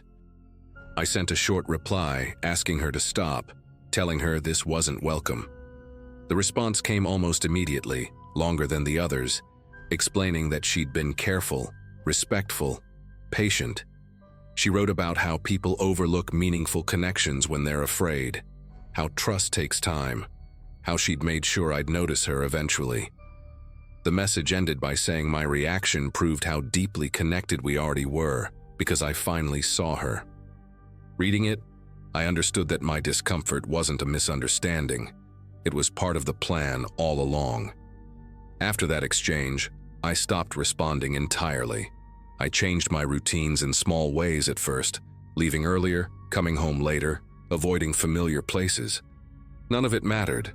Notes appeared in my mailbox commenting on the changes, phrased almost playfully as if she admired the effort. One message mentioned how my heartbeat sped up when I realized I was being watched, describing it in a way that suggested she'd been close enough to hear it. That detail broke something in me. It meant she wasn't just observing from a distance. She was close, blending in, timing her presence so precisely that I never noticed until she wanted me to. I decided to confront her in person, not out of bravery, but because the pressure of waiting became unbearable. The gym seemed like neutral ground, public enough to feel safe. When I approached her, she didn't look surprised. She smiled softly and spoke my name as if we'd known each other for years. I told her to leave me alone, that this had gone too far, that what she was doing was terrifying. She listened without interrupting, nodding slightly, like someone receiving feedback. When I finished, she said she understood and thanked me for being honest. Then she added that she'd prepared for this reaction, and that fear was a natural stage in closeness. Hearing that made it clear there was no version of reality where she backed away on her own. That night, I packed a bag and stayed with a coworker I barely knew, not explaining much beyond needing space. Even there, sleep didn't come easily. My phone stayed silent for hours, which somehow felt worse than the messages. Just before dawn, a final text appeared, apologizing for overwhelming me and assuring me she'd give me time. She wrote that stepping back didn't mean letting go, only waiting. I changed my number the next day, filed a report, and eventually moved. The practical steps helped, even if they didn't erase what had already happened. Years have passed and the messages never returned, at least not directly. Still, certain habits never left me. I double-check locks, notice reflections, catalog small changes in rooms without meaning to. I don't go to gyms anymore, and casual conversations with strangers carry a weight they didn't before. Nothing like that ever happened again, And maybe that's the closest thing to closure I'll get. Whatever she wanted, it stopped. Even now, I can't fully explain how someone threaded themselves into my life so quietly, or how close it came to consuming it. I only know that it ended, and that ending is the reason I can talk about it at all.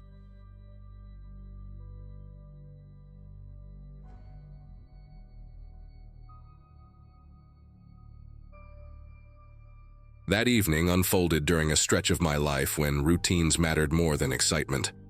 Work had been draining, money tight, and most days followed the same narrow path between my apartment and my job. I relied on public transportation because it was cheaper and predictable, even when it meant standing under bad weather. The rain that night came down in a steady, soaking curtain, heavy enough to blur streetlights and flatten sound. I remember thinking how empty the stop felt, like the city had decided to pause. My phone battery was low, my jacket thinner than I'd planned for, and I was already tired before anything unusual happened. All I wanted was to get home, dry off, and shut the day down quietly. Waiting there, counting the minutes between updates, I noticed him because he didn't seem bothered by the rain at all.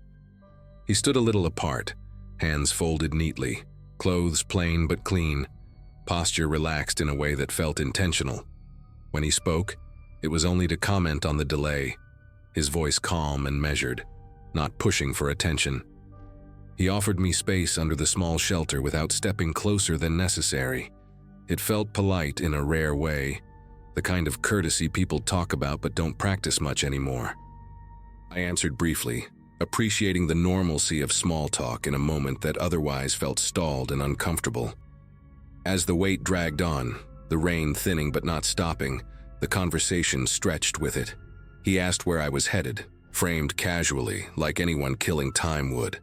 When I gave a vague answer, he adjusted, asking if I lived alone or with roommates, as if he were just comparing commutes. Each question arrived wrapped in kindness, softened by a gentle tone and patient pauses. I didn't feel pressured, which is probably why I kept responding. The stop grew quieter as a couple people gave up and left, their footsteps fading into the wet street. With fewer witnesses, his attention felt more focused, less scattered by the surroundings. The shift was subtle enough that I only recognized it later, replaying the moment in my head.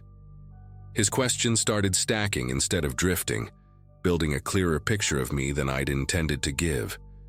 He noticed details I hadn't offered, like the hesitation before my answers, or how often I checked the road for headlights. The rain muffled everything, leaving his voice oddly clear in the empty space. That was when I realized his politeness wasn't meant to comfort me. It was structured, deliberate, like someone taking measurements without pulling out a ruler. And standing there soaked and alone, I understood I wasn't part of a conversation anymore. I was part of an evaluation. The shelter light flickered once, then steadied, casting a pale reflection on the wet pavement. He adjusted his stance so he was closer to the timetable sign, not blocking my exit, but positioned where he could see both ends of the street. When another delay alert chimed, he reacted before I did, explaining it in detail I hadn't asked for. His calm didn't match the situation anymore. I became aware of how quiet everything had grown, the rain now a soft hiss instead of a roar. He asked if anyone was expecting me, phrasing it like concern. I laughed it off, but the sound came out thinner than I meant it to. The stop felt less like a public place and more like a room we were trapped inside together. He offered small favors that seemed thoughtful on the surface, holding his umbrella a little wider when the wind shifted. Pointing out a shortcut he claimed locals used when transit failed.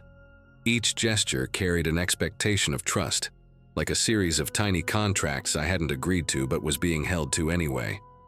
I noticed how his eyes tracked movement down the street, then returned to me, steady and patient. He never rushed, never raised his voice, never did anything that could be called openly threatening. That restraint made it harder to justify the alarm building in my chest. I told myself I was overreacting, that this was just an awkward conversation stretched too long by bad weather. The moment that broke the illusion came without drama. He repeated my destination back to me, correcting a detail I hadn't realized I'd shared. Then he mentioned how empty my route usually got after dark, as if it were common knowledge. His words landed carefully, spaced out, giving me time to absorb them. I could hear the water dripping from the shelter roof, slow and rhythmic, marking time. I realized he had been charting my answers the way someone studies a map. Not to get somewhere, but to decide when to act. I stepped back, pretending to check my phone, creating distance without making it obvious. When headlights finally appeared in the distance, relief hit so fast it almost hurt. The bus pulled in with a hiss of air and spray of water, bright and loud enough to shatter the quiet he'd built. I moved toward the door without looking at him again, heart pounding but posture steady. As I climbed aboard, I felt his gaze on my back, patient even now. The doors closed, and through the rain-streaked glass he gave a small nod, like a job left unfinished rather than abandoned. I rode home standing, watching every reflection in the window. That night taught me something I still carry. Calm can be a tool, and kindness can be a way to count exits before choosing one. I got off several stops earlier than usual, choosing a brighter stretch of street with open storefronts.